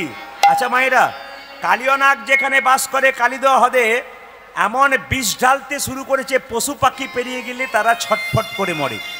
কুরুক্ষেত্রে, হ্যাঁ এই দেখো, হরি বল। কুরুক্ষেত্রের যুদ্ধে, চল প্রদীপ পালকে ইউটিউবে দেখে এসছি, একবার দেখে আসি, তারপর যাওয়াই হবে। তারপর ব্যাগে করে যা আছে হরিনাম সঙ্গে করে নিয়ে যাব। এই দিকে তাকান মায়েরা, কুরুক্ষেত্রের যুদ্ধে কৃষ্ণ জয়লাভ করার পর সবাইকে সব কিছু দিয়েছিল। কালিয়নাগ কেঁদে কেঁদে বলেছিল, প্রভু এবার আমাকে উদ্ধার করো। কৃষ্ণ শোনে নাই। কালিয়নাগ মনে মনে ভাবলো, তোমার সঙ্গে প্রেম করে না পেলে তোমার সঙ্গে আমি শত্রুতা আরম্ভ করব। এমন বিষ ঢালতে শুরু করব, এই পথ দিয়ে পশু পাখি পেরিয়ে গেলে তারা ছটফট করে মরবে। আর যখন মরবে তখন তোমাকে ডাকবে, আর তোমাকে ডাকলে তুমি এখানে আসবে, আমাকে কোথাও যেতে হবে না, আমি এখানে বসেই তোমার চরণ লাভ করে দেব। তাহলে কালিয়নাগ কত বড় ভক্ত দেখুন। ও জানে বিষ ঢালবো। একটা সাপ যদি এত বড় ভক্ত হয়, আমরা মানুষরা হতে পারলাম না কেন? ভগবানকে আসতে বাধ্য। সবাই লক্ষ্য করুন, এমন বিষ ঢালতে শুরু করেছে, পদকর্তা বলছে তাহারয়ু পরিবাই।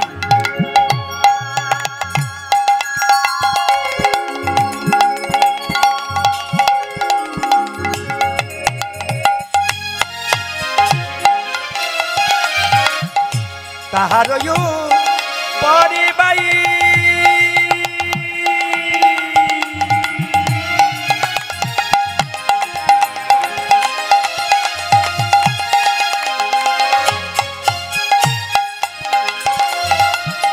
যদি পাখি উড়ে যাই, ওগো তাহারয়ু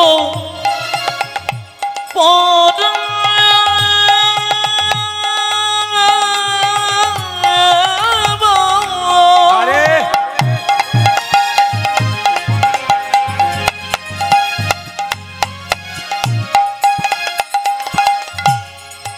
পাখি জুড়ে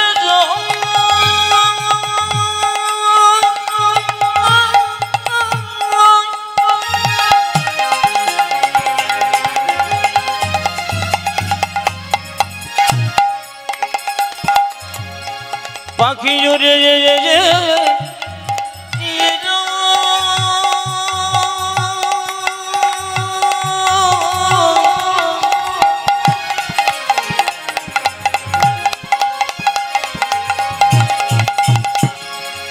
পাখি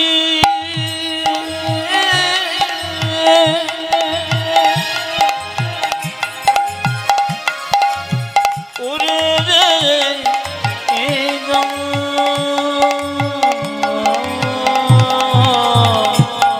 ও যা যে তাহার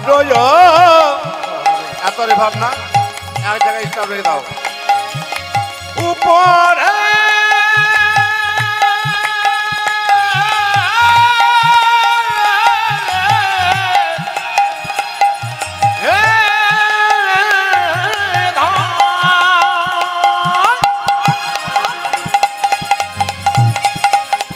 হরে কৃষ্ণ মাইক নেই। যদি পাখি উড়ে যায়, ও যে বিষের জ্বালাই তে জয়ে প্রাণ দেখিলাম বিশি জনম তে জয় প্রাণ ও যে বিষের জ্বালাই তে জয়ে প্রাণ ওই দেখলাম পিছনে জ্বালায় তে জয় প্রাণ। আমরা কোনো অপরাধ করি নাই প্রভু, আমরা কোনো অপরাধ করি নাই প্রভু, অপরাধ করি নাই প্রভু, আমরা কোনো আরে করি নাই প্রভু, আমরা কোনো অপরাধ করি নাই প্রভু। বিষের জ্বালাই প্রাণ হারালাম, কোনো অপরাধ করি নাই প্রভু, ওগো বিশের জনাই প্রাণে হরণ আমি কোনো অপরাধ করি না ওই প্রভু, আমরা বিচির জানায় পানা ওগো খারালাম, কোনো অপরাধ করি না ওই প্রভু, আমরা বিচির জানায় পানা খারালাম, কোনো অপরাধ করি না ওই প্রভু, আমরা কোনো অপরাধ করি নাই প্রভু। বিশে জনাই তে জয়ে প্রাণ। প্রাণ। সবাই মিলে একবার মাতা কালিকা দেবীর নামে একটু জয়ধ্বনি দিন। কালী মাতা কি? ভক্তবৃন্দ বাবারা যারা এসছেন, মায়েরা যারা এসছেন একটু জোরে। মাইক তুমি চালাতে পারছো না। রাধা রানী কি? শ্যাম সুন্দর কি? মদন মোহন কি? হরিবাসর কি? সাধুগুরু বৈষ্ণব কি? কালিকা মাতা কি? আচ্ছা বাবা, সবাই মন দিয়ে শুনবেন। আমি আপনাদের বলতে চাই, এত বয়স্ক মানুষরা এসছেন, আপনারা এসছেন, সবাইকে বলবো হিন্দু ধর্মের মধ্যে বিবাদ নয়, সুবাদ করুন। এই কথাগুলো শুনবেন, শাস্ত্রের কথা, রেফারেন্স দিয়ে বলে দেবো কোথায় কি লেখা আছে। বিবাদ নয়, সুবাদ করুন। আমি একটা প্রমাণ দিই। মা কালীর পুজো অনেকে করে বলে কিছু কিছু কৃষ্ণ ভক্ত মানুষ দেখবেন মা কালীর পুজো করে না। তারা কি বলে? আমরা কালী পুজো করি না, আমরা কৃষ্ণ পুজো করি। আমরা কালীর প্রসাদ পাই না, আমরা কৃষ্ণের প্রসাদ পাই। দেখে নেবেন, আমি প্রমাণ দেখেছি। আমার গ্রামে দুর্গা পুজো হচ্ছে, 100 জন মা পুষ্পাঞ্জলি দেবে, মাকে পুষ্পাঞ্জলি দেবে, সবাই মিলে দাঁড়িয়ে আছে, পুষ্পাঞ্জলি দেওয়া হয়ে গেল, প্রসাদ দিচ্ছে। একজন কৃষ্ণ ভক্ত বয়স্ক মানুষ নামের ঝোলা নিয়ে রাস্তা দিয়ে পেরোচ্ছে, মাকে প্রণাম করলো না, মায়ের প্রসাদ নিল না, এমনকি মাকে পর্যন্ত দেখলো না। তখন মেয়েটি আমাকে জিজ্ঞেস করলো, আপনি তো কীর্তন করছেন, আপনি বুঝিয়ে দিন, আমরা মা দুর্গাকে পুষ্পাঞ্জলি দিলাম, আমরা কি অন্যায় করলাম? বললাম কেন অন্যায় করবেন, আপনারা তো ঠিক করেছেন। এই দেখেন, মা দুর্গাকে পুষ্পাঞ্জলি দিলেন, ঠিক করেছেন তো। তো বলছে তাহলে কাকাবাবু যে পেরিয়ে গেল মাকে দেখলো না, ও কাকাবাবুকে জিজ্ঞেস করুন উনি কী বলছেন। মেয়েটি কাকাবাবুকে বললো, কাকাবাবু আপনি যে মা দুর্গার মন্দিরে পেরিয়ে গেলেন, তা মাকে প্রণাম করলেন না কেন? মায়ের প্রসাদ তো দূরের কথা, মাকে দেখলেন না কেন? তখন কাকাবাবু বলছে, আমি তো কৃষ্ণের প্রসাদ পাই, আমি তো মা দুর্গার প্রসাদ পাই না। আমরা দেবদেবীকে প্রণাম করি না, আমরা কৃষ্ণকে প্রণাম করি। আমরা অন্য কিছু দেবদেবী মানতে চাই না। আমরা কৃষ্ণ আসল ঈশ্বর পরমকৃষ্ণ সচ্চিদানন্দ বিগ্রহ অনাদির আদি গোবিন্দ সর্বকারণে কারণম, ইনি বলে চলে গেলেন।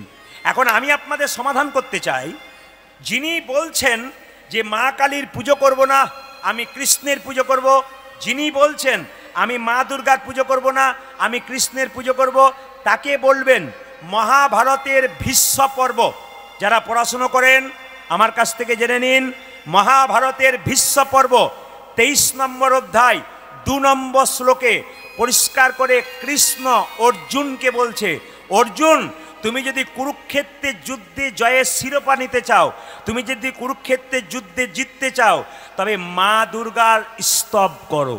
এবং অর্জুন কৃষ্ণের কাছে মা দুর্গার স্তব করেছিল। তারপর কৃষ্ণ অর্জুনকে গীতার জ্ঞান দিয়েছিল। তার আগে কৃষ্ণ অর্জুনকে গীতার জ্ঞান দেয় নাই।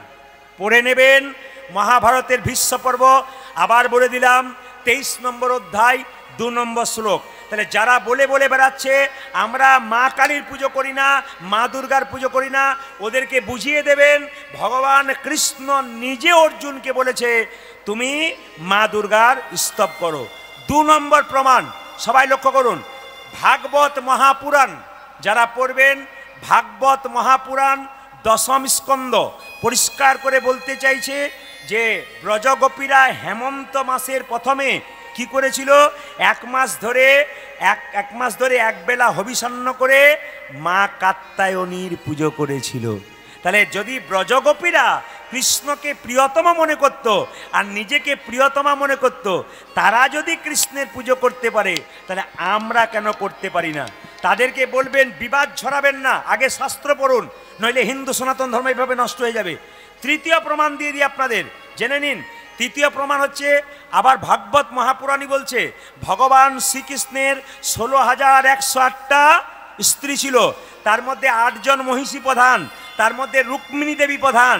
রুক্মিণী দেবী, ভাগবত মহাপুরাণ বলছে রুক্মিণী দেবী একবারে সরাসরি একজন ব্রাহ্মণের কাছ থেকে মা দুর্গার প্রসাদ গ্রহণ করেছিল। তাহলে যিনি কৃষ্ণের স্ত্রী তিনি যদি মা দুর্গার প্রসাদ গ্রহণ করতে পারে, তাহলে আমরা কেন করতে পারি না? আবার বিষ্ণু পুরাণের 5ম অংশে ভগবান শ্রীকৃষ্ণ মা দুর্গাকে বললেন, দুর্গা দেবী আমি নিজে গ্যারান্টি নিলাম কি ঘর থেকে বেরোনোর সময় কোনো গৃহী বা সংসারী ভক্ত যদি দুর্গা দুর্গা বলে ঘর থেকে বেরোয়, আর বাড়ি ঢোকার সময় যদি দুর্গা দুর্গা বলে ঘরে ঢোকে, তার সমস্ত মঙ্গলের দায়িত্ব আমি নিজে নিলাম।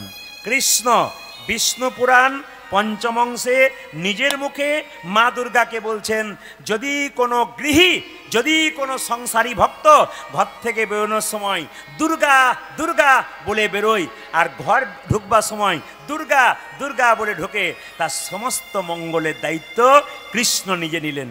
তাহলে যারা বলছে আমরা কৃষ্ণ পুজো করি, আমরা মায়ের পুজো করি না, তাদেরকে বুঝিয়ে দেবেন, শাস্ত্র পড়তে বলবেন, বিভেদ ছড়াবেন না, বিবাদ ছড়াবেন না। মহাপ্রভু ওই বিভেদ ছড়ায়নি, মহাপ্রভু সবাইকে এক করতে চেয়েছিল।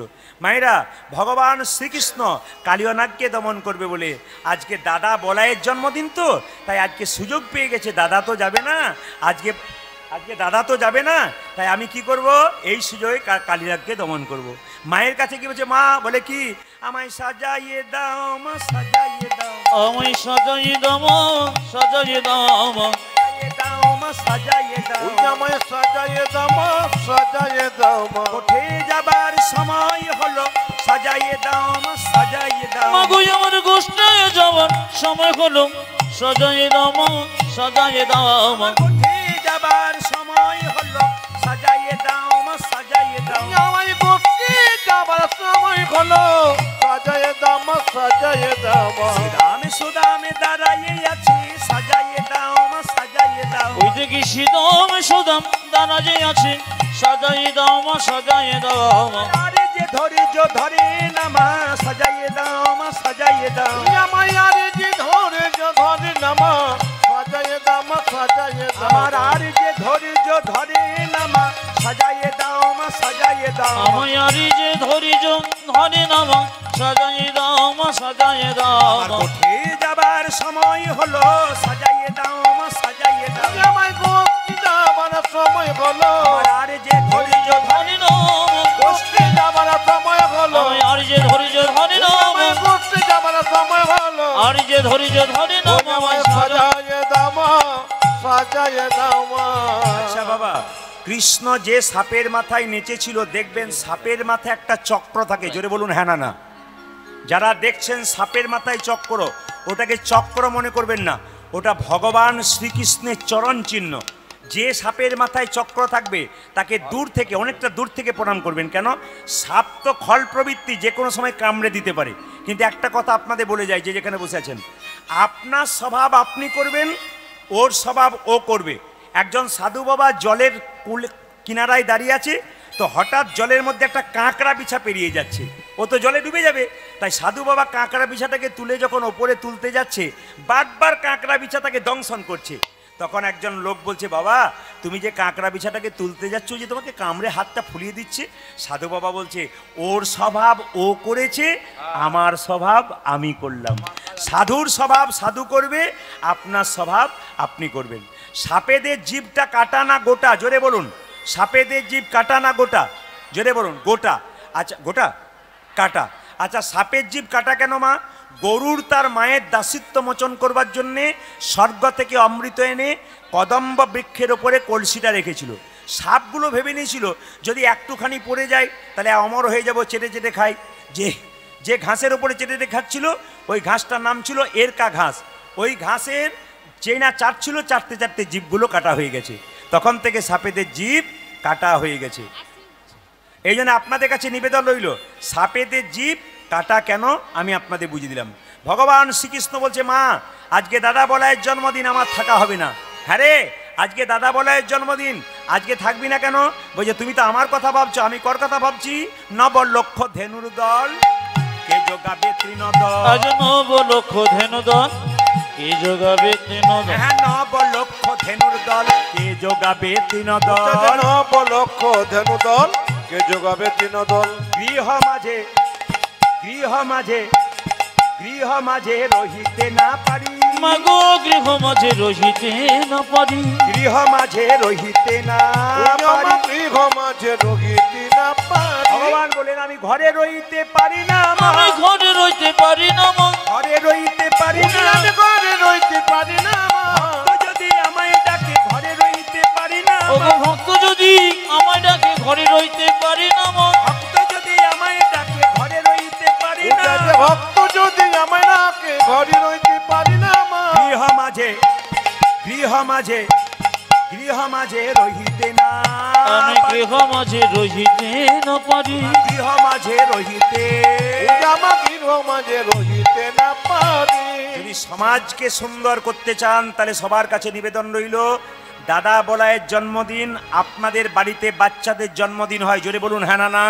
জোরে বলুন, আপনারা বাচ্চার জন্মদিনে কেক কাটেন? জোরে বলুন হ্যাঁ না না।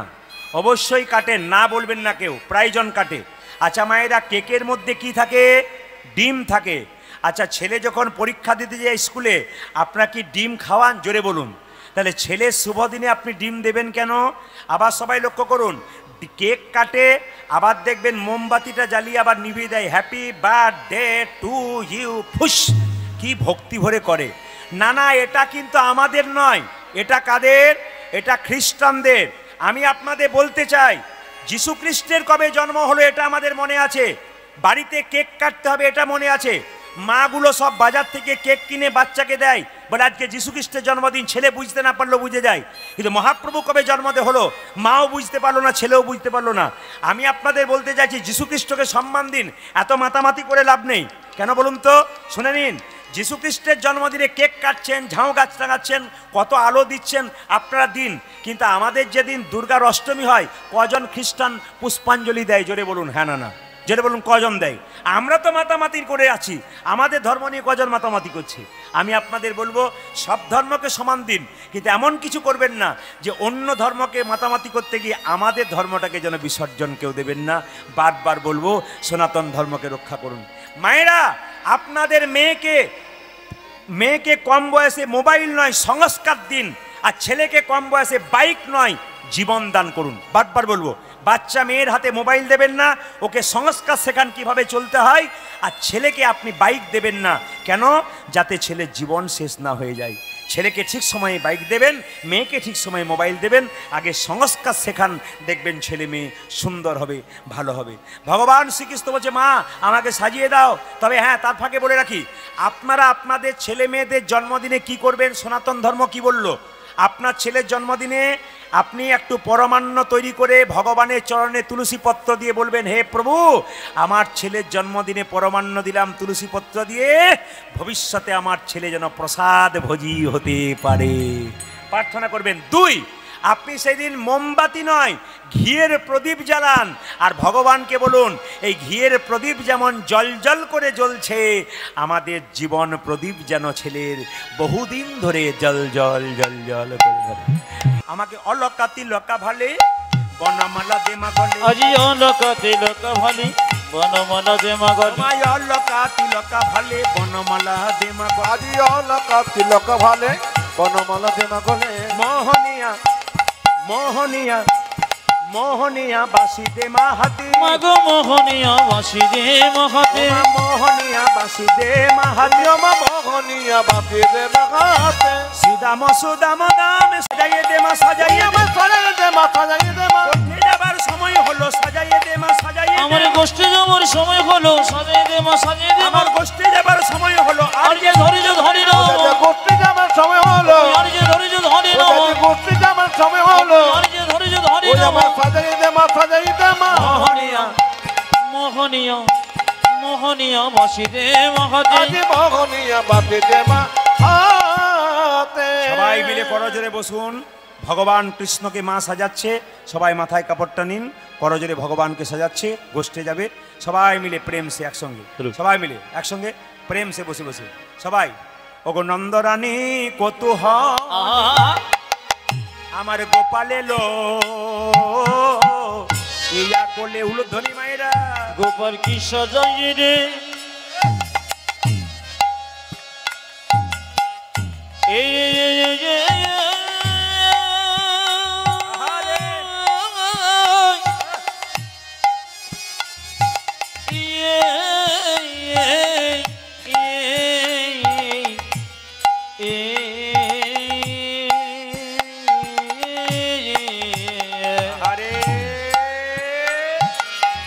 ওগো নন্দরনে কৌত ও মনে আমার গোপালের লয়ে যা কোলে, সাজাই রানী আপন মন সাধে, গোপাল কি সাজাও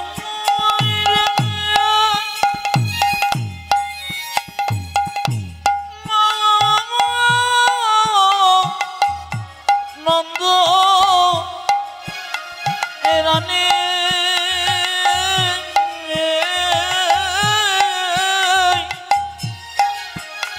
ওগো সাজাই মন সাধে, মন সাধে, সাজাই রানী আপন মন সাধে সাধে,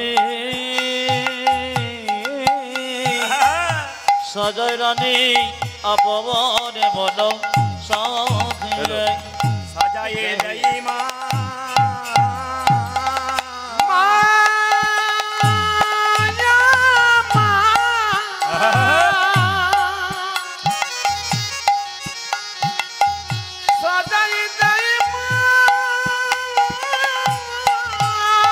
নিজের গোপালকে কোলে লইয়ে সাজায়ে দেয়, মায়া মানে নিজের গোপাল কোলে লইয়ে সাজাইয়ে দেয় মা, নিজের গোপালকে কোলে লইয়ে সাজায়ে দেয়, মায়া নিজে গোপালকে কোলে লয়ে, আপন মনে সাধে ওজে নিজের গোপাল কোলে লইয়ে, আপন মনে সাজে ওজে সাজে, নিজের গোপাল কোলে লইয়ে, আপন মনে সাজে মায়া মানে সাজে, নিজের গোপাল কোলে লইয়ে, আপন মনে সাজে ওগো সাজে, নিজের গোপাল কোলে লইয়ে, সাজায়ে দেয় মা, ওগো সাজায় রানী আপন মন ও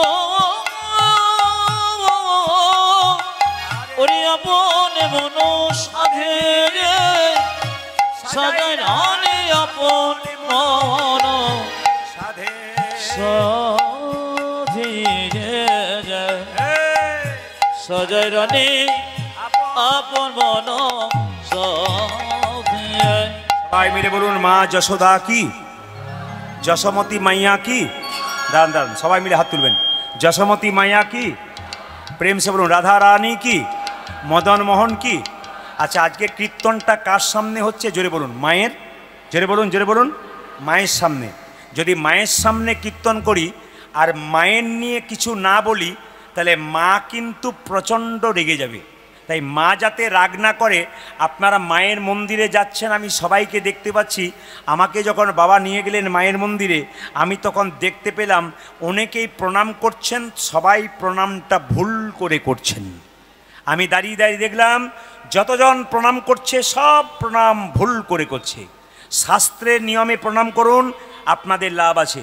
শুনে নেবেন, যখন দেবতার মন্দিরে প্রণাম করবেন, মা কালী, মা মনসা, মা দুর্গা, দেবদেবীর মন্দিরে, তখন তাকে ডান দিকে রেখে প্রণাম করবেন। তাহলে মা এদিকে মুখ করে আছে, আপনি সোজা প্রণাম করতে পারবেন না, আপনাকে ডান দিকে রেখে প্রণাম করতে হবে। 2, ভগবান কৃষ্ণ, বিষ্ণু, নারায়ণ, নিত্যানন্দ, মহাপ্রভু, অদ্বৈত, শ্রীবাস, গদাধর, ইনাদেরকে প্রণাম করবেন সবসময় বাঁ দিকে রেখে। সাধুগুরু বৈষ্ণবকে প্রণাম করবেন সবসময় সম্মুখে রেখে। মায়েরা কোনোদিন মন্দিরে সাষ্টাঙ্গে দণ্ডবত হয়ে প্রণাম করতে পারবেন না। আমার বাবারা পারবেন, আমরা পারবো। দণ্ডবত মানে কি? লম্বা হয়ে লাঠির মতো প্রণাম। দণ্ড মানে লাঠি, লাঠির মতো প্রণাম। তাকান, আপনার দণ্ডবত হয়ে প্রণাম করবেন কেন? দেখুন, আগেকার নিয়ম ছিল, দেখুন মহাপ্রভুর সঙ্গে যারা আছেন, অদ্বৈত, শ্রীবাস, গদাধর, সবার গলায় কিন্তু একটা করে উর্নি আছে, এবং ভক্তগণ যারা ছিলেন তাদের বুকটা কিন্তু খোলা ছিল। পুরুষ যখন উপর হয়ে প্রণাম করবে, জামা পরে নয়, তখন তাকে বুকটা খুলে রেখে প্রণাম করতে হবে। কেন? চরণধুলি যেন বক্ষের ওপরে পায়। এই জন্যে যখনই আমরা সাষ্টাঙ্গে প্রণাম করব, মাথায় থাকতে হবে যেন আমাদের জামা আড়াল না থাকে, গেঞ্জি আড়াল না থাকে, কিচ্ছু আড়াল না থাকে। কেন? আমাদের বুকটা যেন মাটির সঙ্গে মিশে যায়। সেটা যেমনি মায়েদের ক্ষেত্রে অসুবিধা আছে, মায়েরা পারবেন না, ওটা মায়েদের সম্ভব নয়। তাই মায়েরা পঞ্চাঙ্গে প্রণাম করবেন, হাঁটু গেড়ে প্রণাম করবেন, মাথা ঠেকিয়ে। 2 পা মাটিতে ঠিকলো, 2 হাত ঠিকলো, 4টা, একটা কপাল ঠিকলো, নি কটা হলো? পঞ্চাঙ্গে প্রণাম আপনারা মন্দিরে করলেন। সবাই লক্ষ্য করবেন, আগে জিনিসগুলো জেনে নিন। আচ্ছা মায়েরা, বাবা মাকে প্রণাম করবেন, সাধুগুরু বৈষ্ণবকে প্রণাম করবেন কি করে? সম্মুখে প্রণাম করবেন, সোজা প্রণাম করবেন। এবার বলি, মা কালী পুজো উপলক্ষে কীর্তন মায়ের সম্বন্ধে বলতে হবে। মায়ের কটা হাত? জোরে বলুন, জোরে বলুন, কটা হাত? অনেকে ভয়ে বলছে না, তাহলে 4টার জায়গায় 6টা থাকলেও থাকতে পারে বোধহয়। আচ্ছা, মায়ের কটা হাত? মায়ের 4টা। একবারে সাহস করে বলবেন, কোনো ভয় নেই। মায়ের কটা হাত? মায়ের 4টা হাত নাকি? তাকান, এক হাতে কি বলছে? দে, দেবো। দেখে নেবেন, হাতগুলোর দিকে তাকাবেন। দে, দেবো। আজ কামনার বসে আসবি না, কে ঝুলছে দেখছিস? তোকেও কিন্তু আমি ঝুলিয়ে ছেড়ে দেবো। হ্যাঁ, এখানে জানতে হবে, মায়ের মন্দিরে কীর্তন শুনতে এসছেন, আগে জেনে নিন, মায়ের একটা হাত বলছে দে, ধর্ম দে। কি দেব? অর্থ দেব। আর যদি কামনার বসে ছুটে আসবি, আমার হাতে একজন ঝুলছে, আমার হাতে খড়গ আছে, তোকে আমি মুক্তি পাইয়ে দেবো। হ্যাঁ, আসলে মায়ের হাতে যে মুন্ডটা ঝুলছে, ওই মুন্ডটা হচ্ছে নিশুম্ভের মুন্ড। সবাই শুনে নিন, শুম্ভ নিশুম্ভ নামে 2 জন অত্যাচারী অসুর ছিল। মেয়েদেরকে মা জ্ঞান করতো না, মা দুর্গার দিকে কামনা বসে ছুটে যেত। আর যখনই মা দুর্গার দিকে ছুটে গেল, মা দুর্গা তার 3য় নয়ন থেকে করাল বদনী, উলাঙ্গিনী, খड्गধারিণী মা কালীর সৃষ্টি করলেন। যে যেখানে বসে আছেন, মা কালীর জন্ম কোথা থেকে? সবাই জেনে নিন, যে যেখানে বসে আছেন, মা কালীর জন্ম কোথা থেকে? মা দুর্গার 3য় নয়ন থেকে করাল বদনী, উলাঙ্গিনী, খड्गধারিণী মা কালীর জন্ম। মা নিশুম্বা শুম্বের মধ্যে নিশুম্ব অত্যাচারী ছিল, নিশুম্বের মস্তক ছেদন করে সেই রক্তটা মুখ পান করলো। আবার সেই রক্ত যাতে মাটিতে না পড়ে তার জন্য শ্রীগালের মুখে দিল। কেন অসুরের রক্ত মাটিতে পড়তে দিল না? শাস্ত্র বলছে অসুরের রক্ত যত মাটিতে পড়বে তত আরও অসুর সৃষ্টি হবে। তাই মা প্রথমে রক্ত পান করলেন, তারপর শ্রীগালকে পান করতে দিলেন। আচ্ছা মায়ের একটু বলুন তো, মা যে জিভটা কেটে আছে এরকম করে দাঁত দিয়ে এটা কেন করে আছে? অনেকে বলে শিবের বুকে পা দিয়েছে তাই জিভ কেটে দিয়েছে। না, ওটা গেল বাইরের কথা। আসল কি, জিভ হচ্ছে লালসার প্রতীক। কি, একটা গাড়ি হলো একটা চাই, একটা বাড়ি হলো একটা চাই, একটা স্ত্রী হলো না ওটা চাই না, একটা বাড়ি হলো একটা চাই, একটা গাড়ি হলো একটা চাই, অনেক কিছু চাই, লালসা। মা বলতে চাইছে যখন তোমার লালসা বেড়ে গেল, শুদ্ধ সত্য ধর্মের তত্ত্ব দাঁত দিয়ে চেপে ধরো। এই দাঁতটা হচ্ছে ধর্ম। তুমি গাড়ি পেয়েছো, বাড়ি পেয়েছো, টাকা পেয়েছো, এবার তুমি কি করবে? তুমি দাঁত দিয়ে চেপে ধরো। কি করো?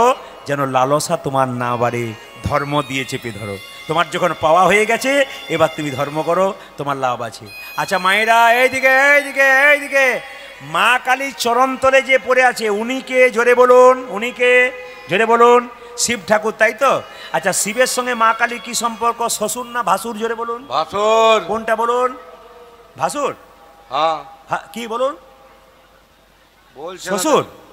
আপনাদের কথা শুনতে পাচ্ছি না, 6-7 দিন খান নাই বোধহয়, এমন বলছেন। আমি তো অন্য জায়গায় কীর্তন করি, 12-14 হাজার মানুষ থাকে, এত সুন্দর জোর করে বলে কে কে ভাসুর, মানে কি যে শ্বশুর না ভাসুম, শ্বশুর ভাসুম না, এই করছেন খালি। না না, কি বলুন তো?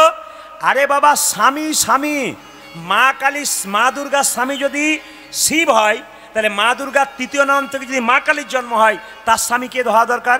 জোরে বলুন। তার স্বামী শিব। আচ্ছা মায়েরা, তাহলে স্বামীর বুকে কে পা দিয়েছে? জোরে বলুন, জোরে এই যে জোরে বলুন, স্বামীর বুকে কে পা দিয়েছে? স্ত্রী। এই গানটি এক জায়গায় করেছি, মেদিনীপুরে কোনো একটা মেয়ে এসে বলছে, দাদা স্বামীর বুকে পা দেওয়া যায়? বলে কেন? আমার মাঝে মাঝে ইচ্ছে হয়। তোমার ইচ্ছা কেন হয়? বলছে আমার স্বামী মদ খেয়ে আমাকে মারধর করে, নিশ্চিত হয়ে শুয়ে পড়ে, আমার মনে হয় দিয়ে দিই, কিন্তু দিতে পারি না। বলে কেন? যদি কোনো গন্ডগোল হয় আমরা কাল থেকে আপনি অবশ্যই দেবেন, কিন্তু হার্টের ডাক্তারকে চেক করে দেবেন। কেন? কীরকম অবস্থায় যে দিলে যদি হরিবোল হয়ে যায়। মায়েরা, এই জন্য মায়ের তত্ত্বটুকু আপনাদের বলে দিলাম, আপনারা মায়ের তত্ত্ব জানতে পারলেন। ভগবান শ্রীকৃষ্ণ মা যশোদা কে প্রণাম করে বেরোচ্ছে, সবাই তাকান। মা তখন কি করছে? ছেলের বাম কনিষ্ঠ আঙুলে মা যদি দন্তাঘাত করে, ছেলের নাকি কোনো বিপদ হয় না। গোবিন্দ মায়ের কোল থেকে লাফিয়ে চলে যাচ্ছে, আর মা কি করছে? অন্নদানে পিতা সম রতিদানে পতি, অন্নদানে পিতা সম রতিদানে পতি, অন্নদানে পিতা সম রতিদানে পতি, অন্নদানে পিতা সম রতিদানে পতি। যখন বিয়ে হয় না, অন্ন জোগাড় করে কে? বাবা। বিয়ে হয়ে গেলে অন্ন জোগাড় করে কে? স্বামী। অন্নদানে পিতা সম রতিদানে পতি, কে ভাই অন্নদানে পিতা সম রতিদানে পতি, পিণ্ডদানে পুত্র সম অগতির গতি। হরি বল। পিণ্ডদানে পুত্র সম অগতির গতি, পিণ্ডদানে পুত্র সম অগতির গতি, পিণ্ডদানে পুত্র সময় গতির গতি। স্বামী স্ত্রী বেঁচে আছে, ছেলে মেয়ে নাই। স্বামী স্ত্রী বেঁচে আছে, ছেলে মেয়ে নাই, তাহলে যদি স্ত্রী আগে মরে যায়, কে পিণ্ড দেবে? স্বামী। স্বামী যখন পিণ্ড দেবে তখন ছেলের ভূমিকা গ্রহণ করবে। পিণ্ডদানে পুত্র সম অগতির গতি, পিণ্ডদানে পুত্র সম অগতির গতি, উপদেশে গুরুতুল্য সেবাতে দেবতা, অগরগতি যশোদ সম বিপদেতি ভ্রাতা, রোগেতে সম বিপদেতে ভ্রাতা, তোমাদের পতি পুত্র পতি পিতা, তোমাদের পতি পুত্র পতি পিতা, পতি পুত্র পতি পিতা, তোমাদের পতি পুত্র পতি পিতা, পতি হলো পরম দেবতা, পতি পুত্র পতি পিতা, ওগো পতি হলো পরম দেবতা, পতি পুত্র পতি পিতা, পতি হলো পরম দেবতা, পতি পুত্র পতি পিতা, ওগো পতি হলো পরম দেবতা, পতি পুত্র পতি ওগো পিতা, পতি হলো পরম দেবতা, পতি পুত্র পতি তোমাদের পিতা। পতি পুত্র পতি পিতা। সবাই মিলে রামকৃষ্ণের গানটা বাগান। হাতে করো কামারে, মুখে বলো হরি, মানব জন্ম তোমার যাইবে গোতরি। হাতে করো কাম আরে মুখে বলো হরি, মানব জনম তোমার যাইবে গতরি। হাতে করো কামারে, মুখে বলো হরি, মানব জন্ম তোমার যাইবে আরে হাতে কর কামার মুখে বলো হরি মানব জনম তোমা যাইবে গোতরে। ঈশ্বরচন্দ্র বিদ্যাসাগরে পড়ার জন্য আলো ছিল না, কোথা পড়েছিল সব তো আপনারা জানেন। ইচ্ছা থাকলে উপায় হয় না, যার ইচ্ছা আছে তার আবার হরিনাম করার উপায় নেই।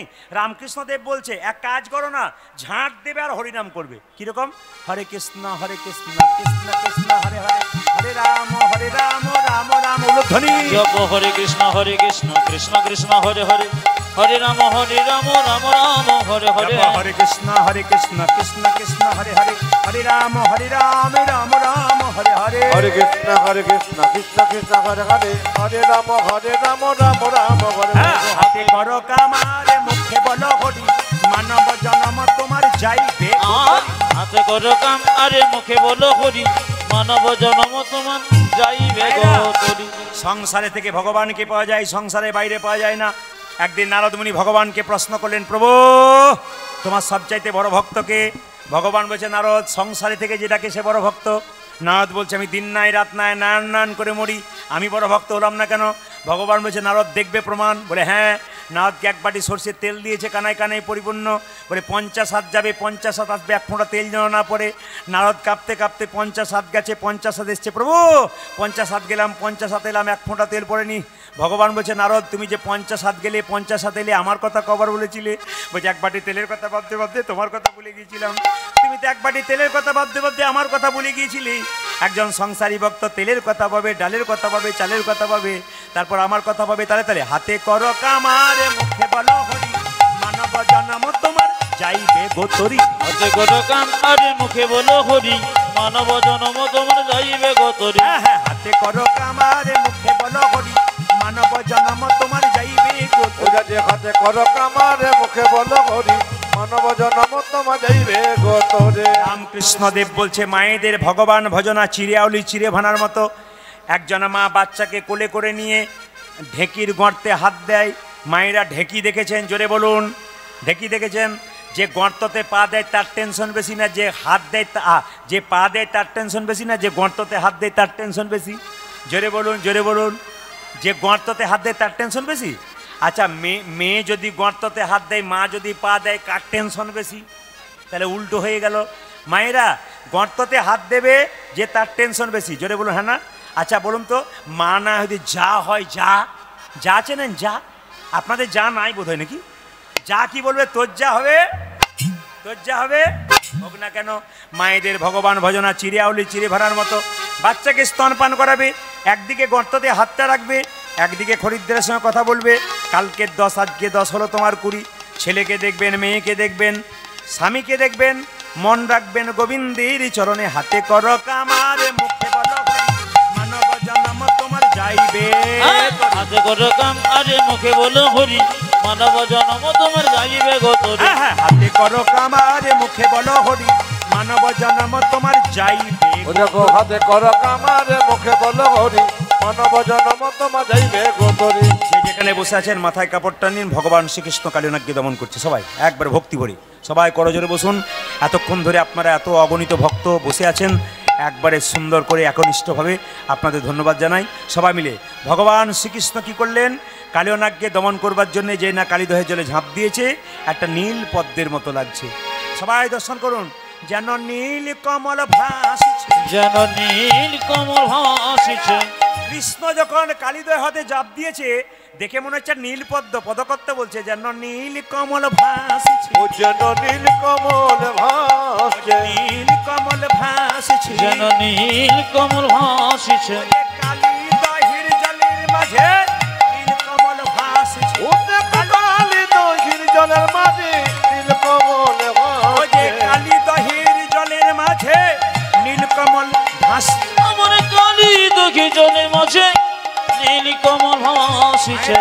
কালীনাগ বলছে আমি ওকে পুচ্ছতি জড়াবো, ওকে পুচ্ছতে জড়াবো, পুচ্ছতি জড়াবো, ওকে পুচ্ছতে জড়াবো, দংশন করবো না ভাই, পুচ্ছতি জড়াবো, আমি দংশন করবো না ভাই, পুচ্ছতে জড়াবো, আমি দংশন করবো না ভাই, পুচ্ছতি জড়াবো।